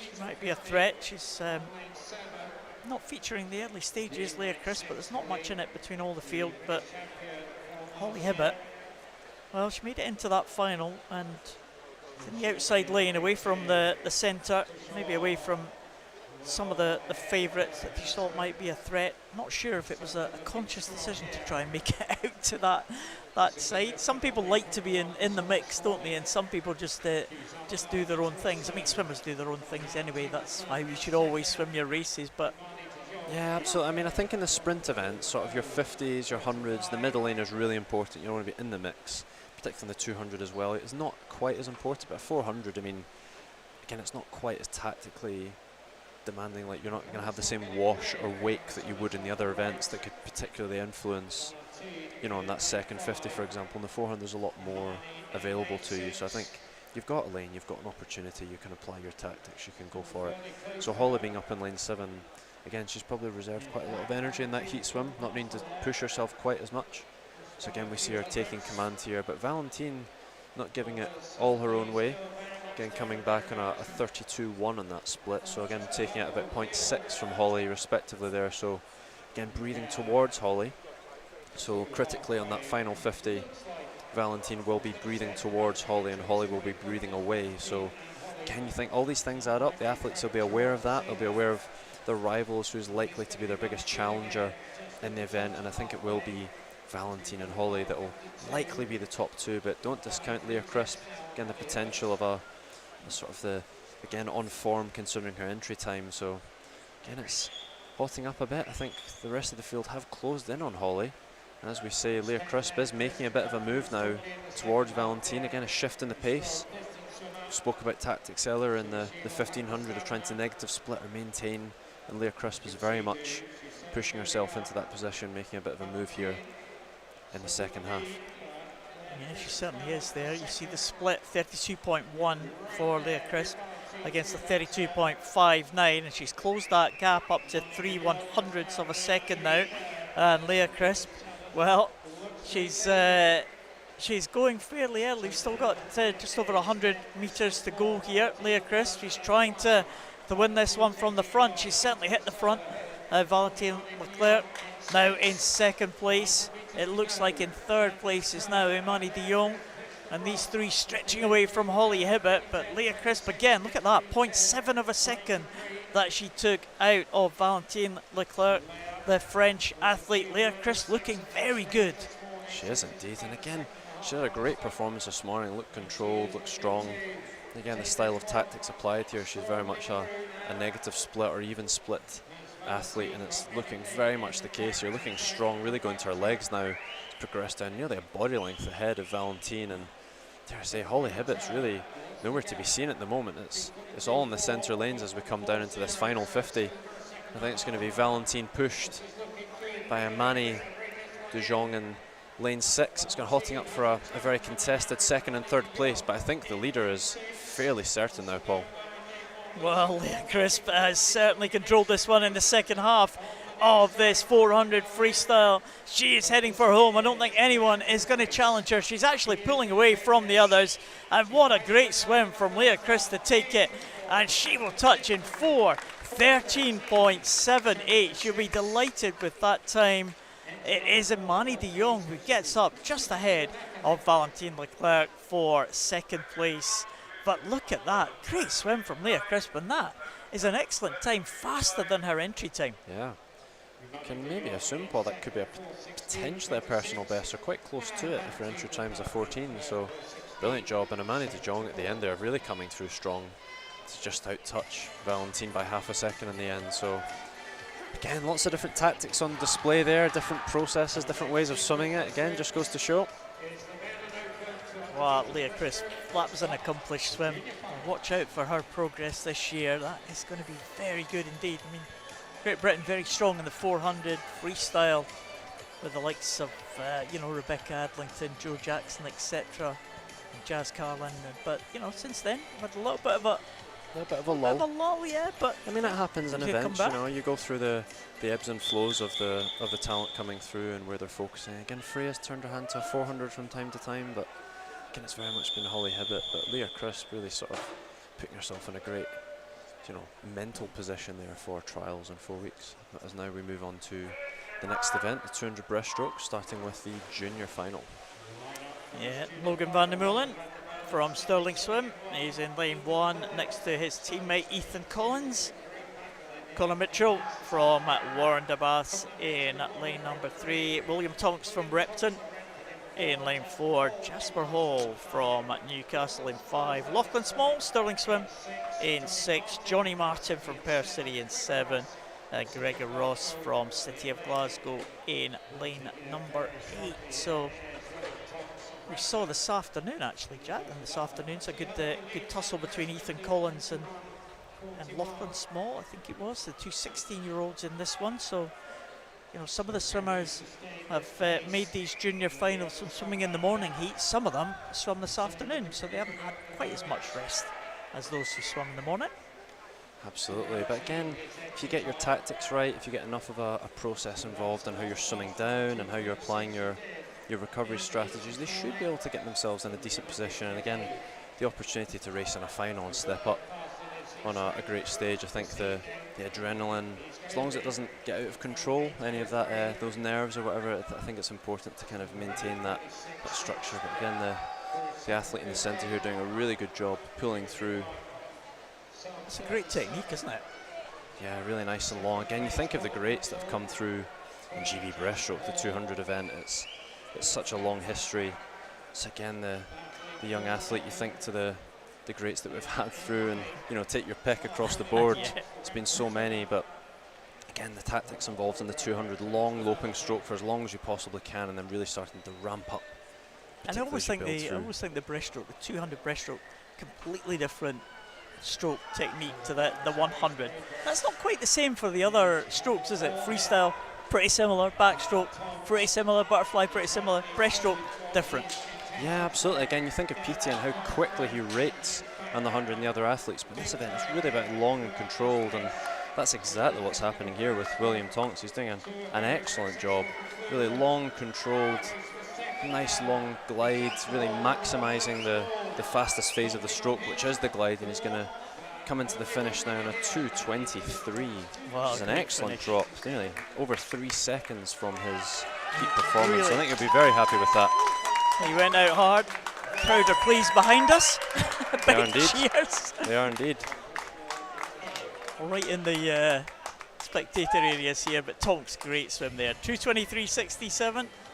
Jasper Hall in 2nd and Lachlan Small in 3rd place. And Tonks just dominated that one, didn't he? Did indeed. Great performance from start to finish, and winning it by 4 seconds in the end nearly. Excellent swim as we progress on to the B final. And here we go, the final swimmers. Angus Allison for Stirling University, first of 5 Stirling University swimmers in this one. Donald Bissett, he's the second Stirling Uni swimmer. Callum Melville the third. Callum Melville the third, sounds like it should be an American swimmer. Callum Melville the third goes in lane number 3. Alexander Casey from Loughborough goes in 4. George Smith, the 4th Stirling University swimmer. Harvey Freeman from Loughborough in 6. Rory Dixon, the 5th Stirling University swimmer. And Eystein Breivik from Bergens, the Norwegian, goes in at lane number 8. So who is going to take this one? Rory Dixon off to a good start there in lane number 7. Again, some of these swimmers might have fancied their chances of making these A finals, so we've got another chance to swim in the B final. So all is not lost, and let's see if anyone can step up and improve their times from the heats. Dixon going well in the early stages. George Smith, they're under the 31-second mark. Alexander Casey as well, and Callum Melville in the centre lanes. But Dixon looking pretty good, but looking very strong there is George Smith in lane 5. He is indeed, again looking nice and long, controlled, George, but just up above him, Rory Dixon still all to play for there. He's looking, again, slightly higher rate, slightly higher tempo, so again you think George Smith is probably in a better position at the moment for the second half, considering the energy efficiencies involved here in the pacing strategies, but it's going George Smith's way as it stands, 0.3 between them. Rory Dixon, again having a good turn there, picking up his tempo, picking up his pace. George Smith still holding, looking in control. Bit of a push from the centre lanes from Alexander. Another centre lane coming through, potentially into 3rd or even 2nd place. Again, a shift in his pace and tempo as we come down into this final 50. But the leader is still very much confirmed with George Smith. Yeah, George Smith going very well. He looked very comfortable in the early stages. Now, is anyone going to be able to challenge him? Alexander Casey from Loughborough is maybe making a little bit of a challenge. We've got a lot of work to do here in the closing stages. It does look like it is going to be George Smith, but here comes Alexander Casey now, pulling up with every stroke as they close into the finish here. I think George Smith is going to have it though. It is going to be George Smith with Casey in 2nd. He did pull up by about half a second. Rory Dixon continued that good position that he found himself in the early stages, and he finishes in 3rd place. But it was a good swim from George Smith. 2:15.27 again. Big improvement, 4.5 seconds from the heats. Absolutely, huge drop. Okay, did a great job again, like we said, just long, controlled. Again, really commanding that lead from the outset, and yeah, the rest of the field were really left wanting there. I think That would have overall qualified him 3rd spot, I think, for the final if he'd done that in the heats this morning. So, great swim there from George. Then again, you think if you'd given that much in the final, would you have anything left? Sorry, if you'd given that much in the heat, did you have much left in the final? It's always a balance of you do enough. That's you it, do enough to get yourself into the final, but then if you give too much, you've got nothing left to give. Well, that's the major championships for you, isn't it? That's the conundrum. Is indeed. Can't afford to be going slow in the heats in the major champs. So. Yeah. So again, you see it and you think, well, it's a worthwhile tactic to an extent, but you do need to practice going harder in the heats. It's what we always used to do. You know, you try and push as hard as you can within reason and really put yourself in a great position in the heat, in the A final from the heat, I should say. Well, Gregory Butler did just that. He qualified. He was the pre-race favourite this morning. Fastest entry time, he qualified in lane 1. Evil Cruz in 2. Owen Corby in 3. Dimitris Saliagos, Greek swimmer, goes in 4. Noah De Schrijver in 5. Luca Jansen in 6. There's Christian Ryan in lane 7. And there's Wojciech Nert, Czech swimmer, going in lane number 8. So, Gregory Butler, well, 2nd place in the British Championships last year, finds himself out there in lane number 1, but at least he's in, and he's got a chance. He's got a lane, He's got the opportunity. Again, you just, like we said earlier, you just don't know where athletes are in their training cycle, what phase they're at, how they're really feeling with it all. And again, he might have been holding back, likely, and just cutting it a little bit fine potentially. That might have been the problem. Again, you hold back too much, you leave yourself too much to do, but he's made the opportunity, he's made the lane, and I think that's good enough. And we'll see if he can push things on as we progress. Well, we'll keep a close eye on Butler in lane number 1. Evo Cruz has been a regular visitor to the Edinburgh International. He was 3rd place last year, Evo Cruz. And Owen Corby in lane number 3. Again, one of the pre-race favourites for this one, the Irish swimmer. He's also been to the Edinburgh International before on a couple of occasions, so he goes in lane number 3. So we'll keep an eye on this near side.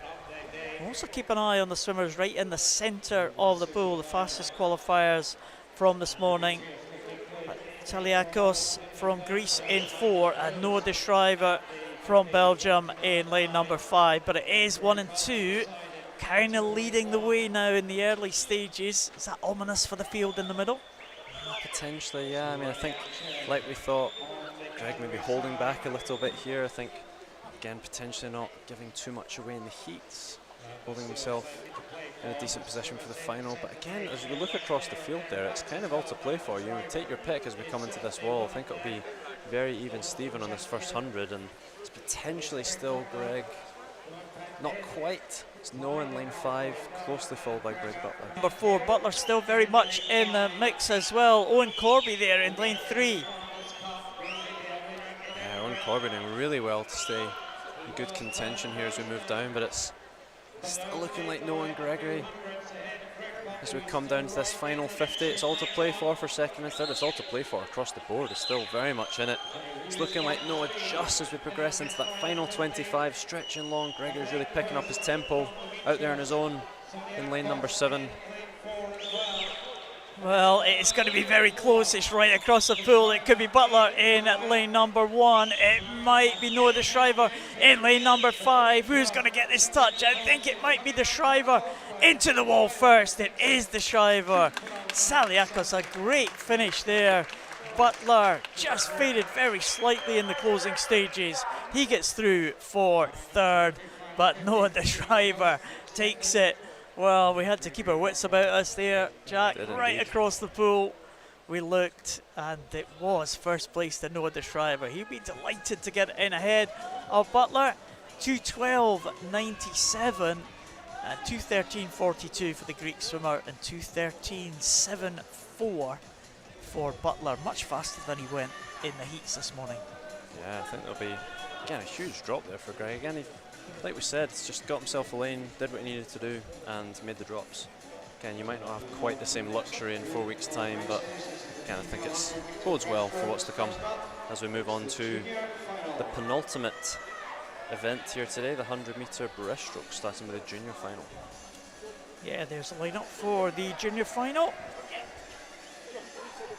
Ellie Kinnington from Plymouth, Leander will go in 1. Lucy O'Brien from National Centre in Limerick goes in lane 2. Ona McCarty, City of Glasgow, one of the two 15-year-olds in this final. She goes in 3. Anna Finlay from Derwentside and Gateshead in 4. Esme Hall, the second of the 15-year-olds, goes in lane number 5. Sarah Smith from Warrender goes in 6. Niamh Savory from Newcastle in 7.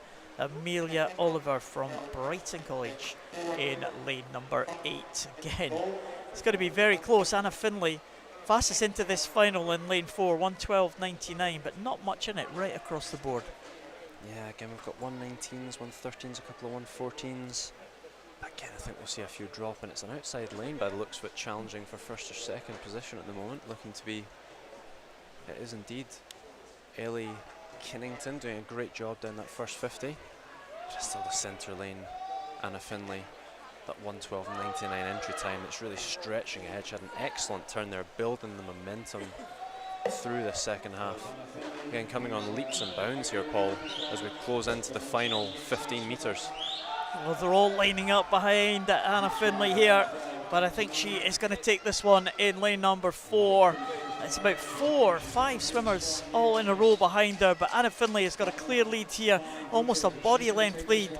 Can she dip under the 1:12.99? She can indeed. 1:12.46 for Anna Finlay. Another half-second improvement for her.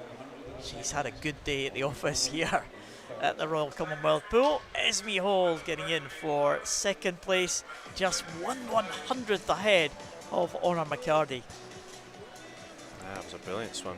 Again, dropped half second from what was already a very strong performance earlier on, so great job overall. Yeah, Anna Finlay heading the two 15-year-olds there who finished in second and third. Yeah. So there as a line-up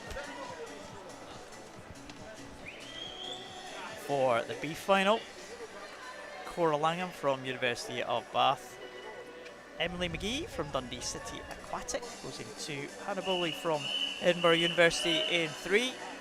Niamh Connery from the National Centre of Limerick. Eleni Contagiorgio from Olympiacos goes in lane number 5. Clementina Frankova from Ostrava goes in 6. Emily Morgan Hughes from University of Bath goes in 7. And Mably Collier, another representative from Repton, in a final tonight. She goes in lane number 8. Well, Contagiorgio and Connery separated by only 3/100ths of a second in lanes 4 and 5 in qualification. Yeah, great performances this morning and can put themselves in great position, but it's really close down this first 50. It's hard to tell. It might be up in lane 6 potentially by the looks of it. As it stands, is it indeed? It is. It's Clementina just followed by Niamh and Hannah. It's very close overall. 32.99 just dipping under that 33. So the rest of the field potentially come back here a bit, Paul. Yeah, Frankova with that early lead, but here comes the swimmers in the centre of the pool, lanes 3 and 4, almost in formation there. They're really timing their stroke, pretty much of a muchness, these two. It is going to be Hannah Bowley and Niamh Connery and Contagiorgio as well. 3, 4 swimmers all in the mix as they come into the wall. Well, who's going to take this one? And it is going to be Contagiorgio. 1:10.73 ahead of Niamh Connery. Well, I said they were separated by 3/100ths in the heat. They're separated by 3/100ths in the final as well. Incredible finish. That was really strong from Niamh coming down, but not quite. Yeah, it was very close in the end. Well, a well-matched pair, you would say, wouldn't you? Absolutely. Nothing much to choose between them and the two races that they have had today. And I think we move on to the final female event. It's a good one to look forward to. Another showdown between the two usual suspects of Cara and Ingrid Evans. Again, how many times have they been here in the last couple of years? Yeah, absolutely. Cara Hanlon. That's Edinburgh University swimmer.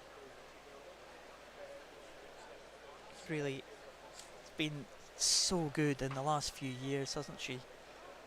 And subject to that documentary as well. Did you see that? She was, yeah. Me and Tane watched it. Tane was in tears and I was close to it. It was absolutely brilliantly done, and yeah, overall fantastic documentary. Overall, it's inspirational, I think, to say the least.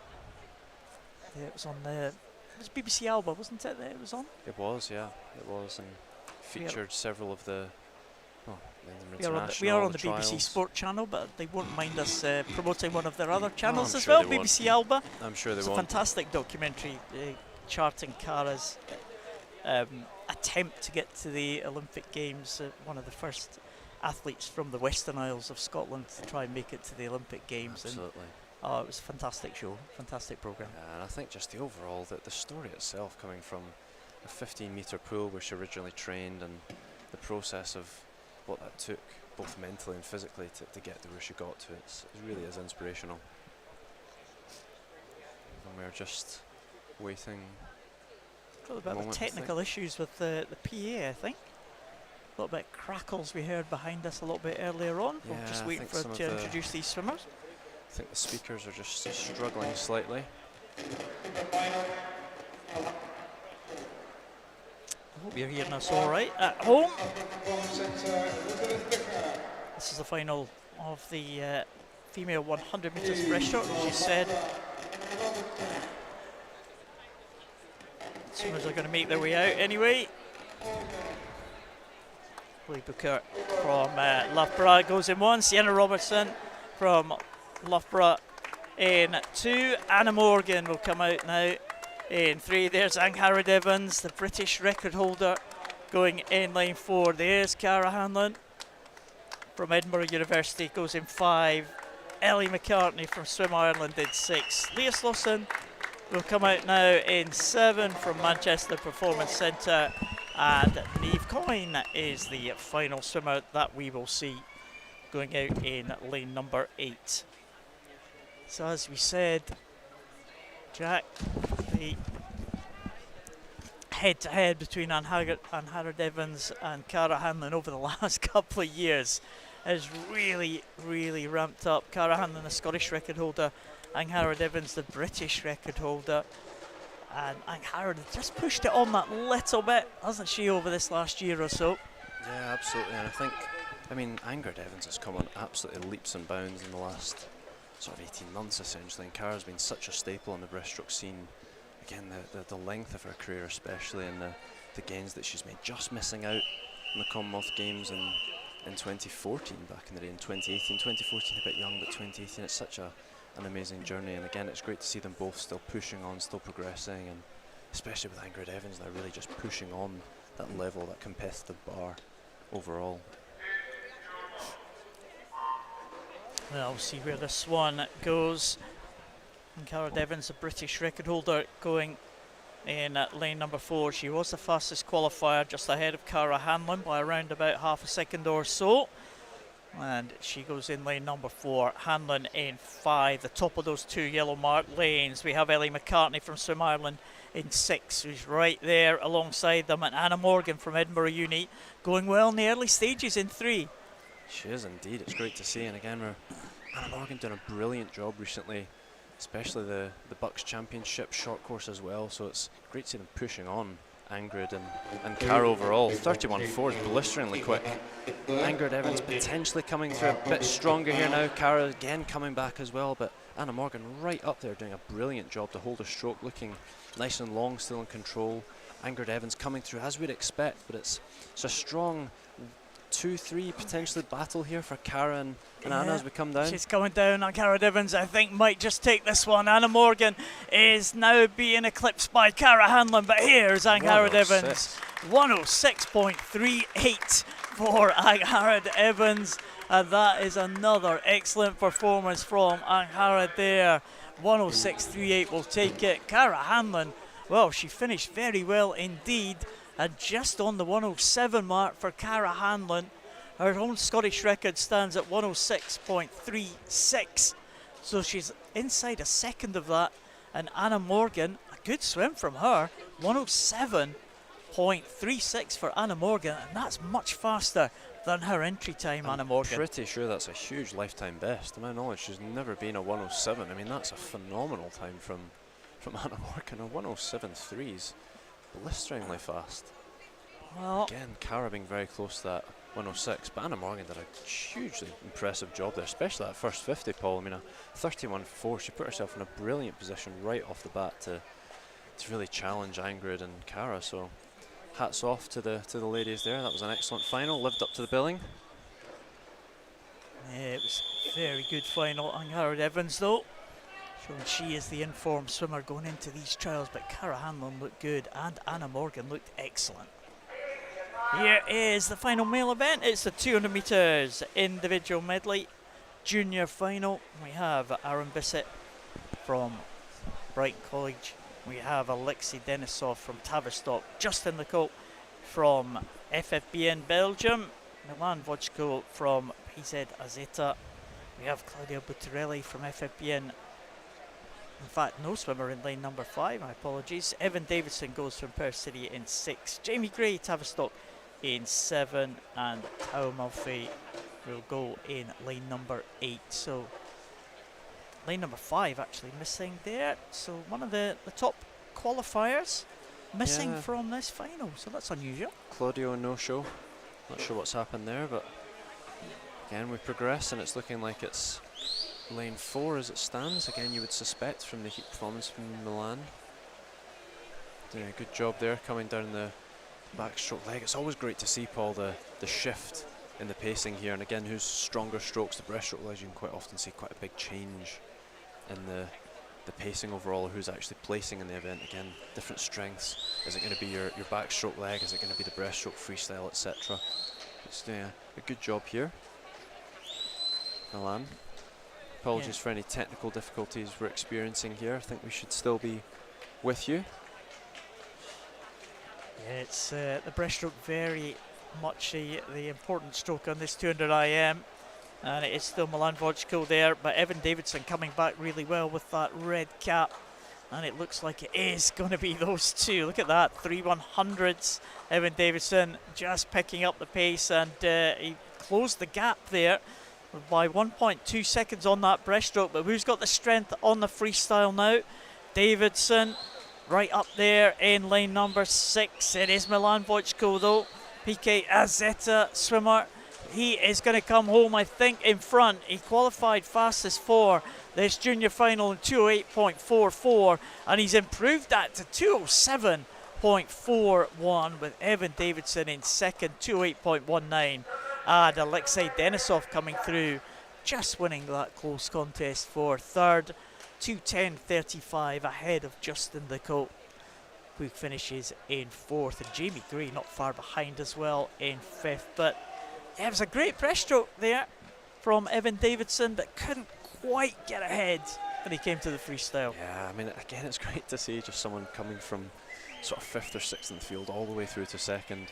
Makes for an exciting race. I mean, as we'll progress through, less of a weak stroke overall, just not quite as fast a stroke. I think we'll see in the top legs. There's not really a true weak stroke in the top IMers these days. No, absolutely not.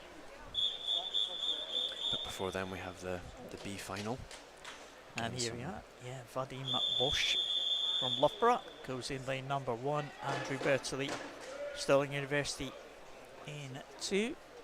Alexander Casey from Loughborough in 3. Luke Ibbison from Loughborough in 4. Edward Marcel Whittles from Chelsea and Westminster in 5. Yannick Wayland from Team Netherlands in 6. Joe Litchfield from Loughborough in 7. And Simone Laviolette goes for FFB in Belgium in lane 8. In fact, Joe Litchfield not taking the start there, the Loughborough swimmer, in lane 7. So we are down to 7 swimmers. Alexander Casey leading them through. Andrew Bertoli and Luke Ibbison tied there on 26.52 after the butterfly leg. The middle section of this IM, very important there, Jack, isn't it? Absolutely. I mean, again, you quite often see the butterfly and freestyle being a bit more aligned, potentially in the approach. But it's the backstroke and the breaststroke, particularly the breaststroke. It's the slowest stroke where you can lose or gain the most time overall in this event. So it's really the one that you want to look at the most. I mean, look to the likes of Duncan Scott. I know how much he's worked on the breaststroke over the years and really leading the way in that front. Look to other greats. It's the breaststroke can really be make or break in the individual medley event, because again, you can lose and gain so much. Yeah, and the breaststroke is coming through now in the centre of the pool. Lane number 3 going really well here. Alexander Casey is just stretching ahead now of Edward Marcel Whittles, who goes in lane number 5. Luke Ibbison, we thought he was in that A final until someone this afternoon came through and stole that last place in the A final. But Edmund Marcel Whittles is now trying to pull up the deficit ahead of Alexander Casey. Casey now from Loughborough, Luke Ibbison from Loughborough, and Edward Marcel Whittles. They are going to be the top 3, but here comes Alexander Casey into the final stages now. Let's have a look at the time, and look at that, 2:02.58 for Casey, and that is an excellent time for Alexander Casey. It is indeed. It looks like a 3-second drop potentially from his time this morning. It's again an excellent job overall, and again a little bit left wanting potentially. If he'd gone even a 2:03 this morning or a 2:04, he would have made that A final. So bit of a missed opportunity potentially, but again, great swim overall, and I'm sure he'll be very pleased with that as we move on to the final event and race of the evening. Final race. Well, we're not going to get the announcements. I don't think we've heard that the venue has lost the sound. They're trying to build that up now, but I think we'll just have to bring the swimmers on. They'll dim the lights, but I'm not sure they're going to be announced out, so they'll just march on, I think. Yep, here they come. Richard Nagy from Piquet Azeta. It's Rafael Vaheke from FFBM Belgium. He's the man that sneaked into the final from this afternoon. Max Litchfield and Duncan Scott coming out. Jacob Bursa, Charlie Hutchison, Michael Giudice, and Jason Rotolas, the Greek swimmer, is the final swimmer out for this final. But what can Duncan Scott do? Well, Britain's most decorated swimming medalist Duncan Scott, he's had an absolutely stellar career and he shows no signs of slowing down, does he? Had an excellent swim today in the 200 IM. Took a little bit of time off after the Olympics, but he looks like he's back and on good form. Yeah, he did take quite a long time off after the Olympics, and rightfully so. It's good to hit the reset, both mentally and physically, and let the systems replenish, get that recovery. And he was in Australia for a time, and again, it's great to see a 2:02 this morning. Again, well off his personal best time, which we won't be expecting to see. But I think he'll be potentially eyeing up a low 2 minutes here, or even dipping under potentially. Depends what sort of form he's in. Again, looked pretty comfortable, as did Max. Again, it's great to see him back on the scene. Again, more of a 400 specialist, but we'll still have the strength in the 200 for sure. That speed. It's a good event to get him warmed up for the 400 later on at the event, but I think it will very much be these middle lanes, Paul, throughout the event. And again, I think it's just a good chance to see where our top Olympians are at, particularly Duncan medaling in this event at the Olympics. Multiple Olympics in a row now. Again, two-time Olympic medalist. Not sure there was much he could have done about Leon Marchand. No, I don't think anyone could have done much about that. Well, Duncan Scott in lane number 4. He started well in the heats this morning and maybe eased back a little bit later in the race, but Duncan Scott, I mean, we've said it before in this 200 I mean, you just said it in a couple of heats, there's no weak strokes for Duncan Scott. I mean, he made his name obviously as a freestyler, but look at this butterfly for Duncan there in lane number 4, 25.27. He's backstroke strong, his breaststroke is phenomenal, and his freestyle, well, speaks for itself, doesn't it? Absolutely. And I mean, again, look at the margin he's really taken off the field here in that turn on the water alone. I mean, and again, we speak about the breaststroke. Some of the ISL legs in the short course, he was splitting 58s and 57s in the 100 breaststroke. Again, phenomenally quick, and again, it's just testament to the work he's put in on that stroke. And again, you'll see that come through here. He's become, if anything, the breaststroke leg is arguably one of his strongest now, and then the freestyle just drags you home. So again, looking very controlled, a 30.0 there. He was a second ahead of the field on that fly leg.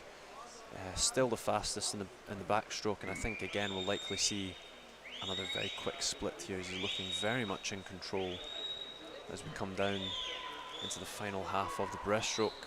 It's looking like potentially going to challenge for a low 2 minutes here, hopefully. I think that'd be great to see, Paul. Well, if he can push this one on in the freestyle, he won't have to win the event, but I'm sure he would love to get a good time under his belt. Let's set him up for the trials to come. He's aware and he's going for it.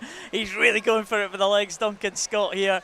It's a right battle for second place behind him, between three swimmers, Litchfield, Bursa and Hutchison, but Duncan Scott is away and clear now. He has clear water between himself. Let's hope he can dip under that 2 minute mark. Here comes Duncan Scott into the finish, and he does. 1:58.97. Wow. There was us thinking potentially challenging for 2 minutes or below. He's gone right past that and gone a sub 1:59. So fair play. That was a phenomenal swim, and I think he's clearly shown how much he's given there. I mean, that's great performance considering how long he's had off, Paul, and getting back in. It just shows the testament to the base level he has. And again, I think very comfortably, even if he was closer thereabouts for that time. In 4 weeks' time, he would punch his ticket to Singapore. Absolutely. Yeah, so you would think so. fantastic But, way to finish the racing this evening. Absolutely. Duncan Scott taking that one of our Olympic gold medalists, taking that final event from here in Edinburgh. Well, thanks, Jack, for joining us. Hope you've enjoyed it again. And hopefully you'll be back a little bit later on this weekend. We might hear your voice again on the live stream. The next session, it's the heat session. It starts at 8:25 in the morning, local time here in Edinburgh, the capital of Scotland. So please join us then. But for now, from Jack Thorpe and myself, Paul Noble, it's good night.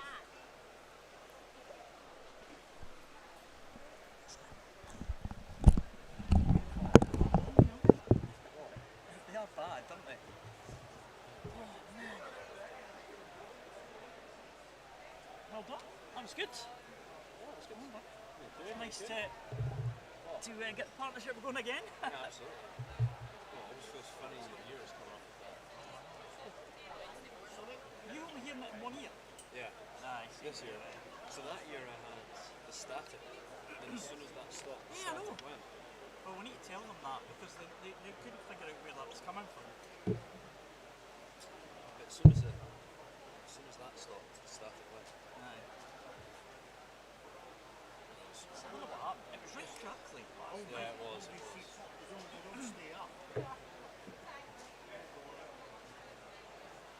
Oh, very good. Oh well. There we are. You need to tell us if Tane's listening. You can get some feedback. I think she was. I think she was for a bit of it.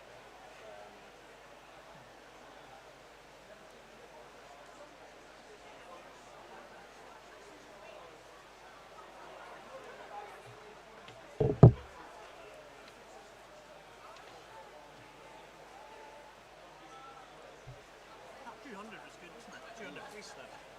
Yeah, that was really good. There was quite a few drops here I wasn't expecting in terms of time, so it was quite a lot of that. Hannah was good as well. Bang, Hannah Edmonds was great. Anna Morgan.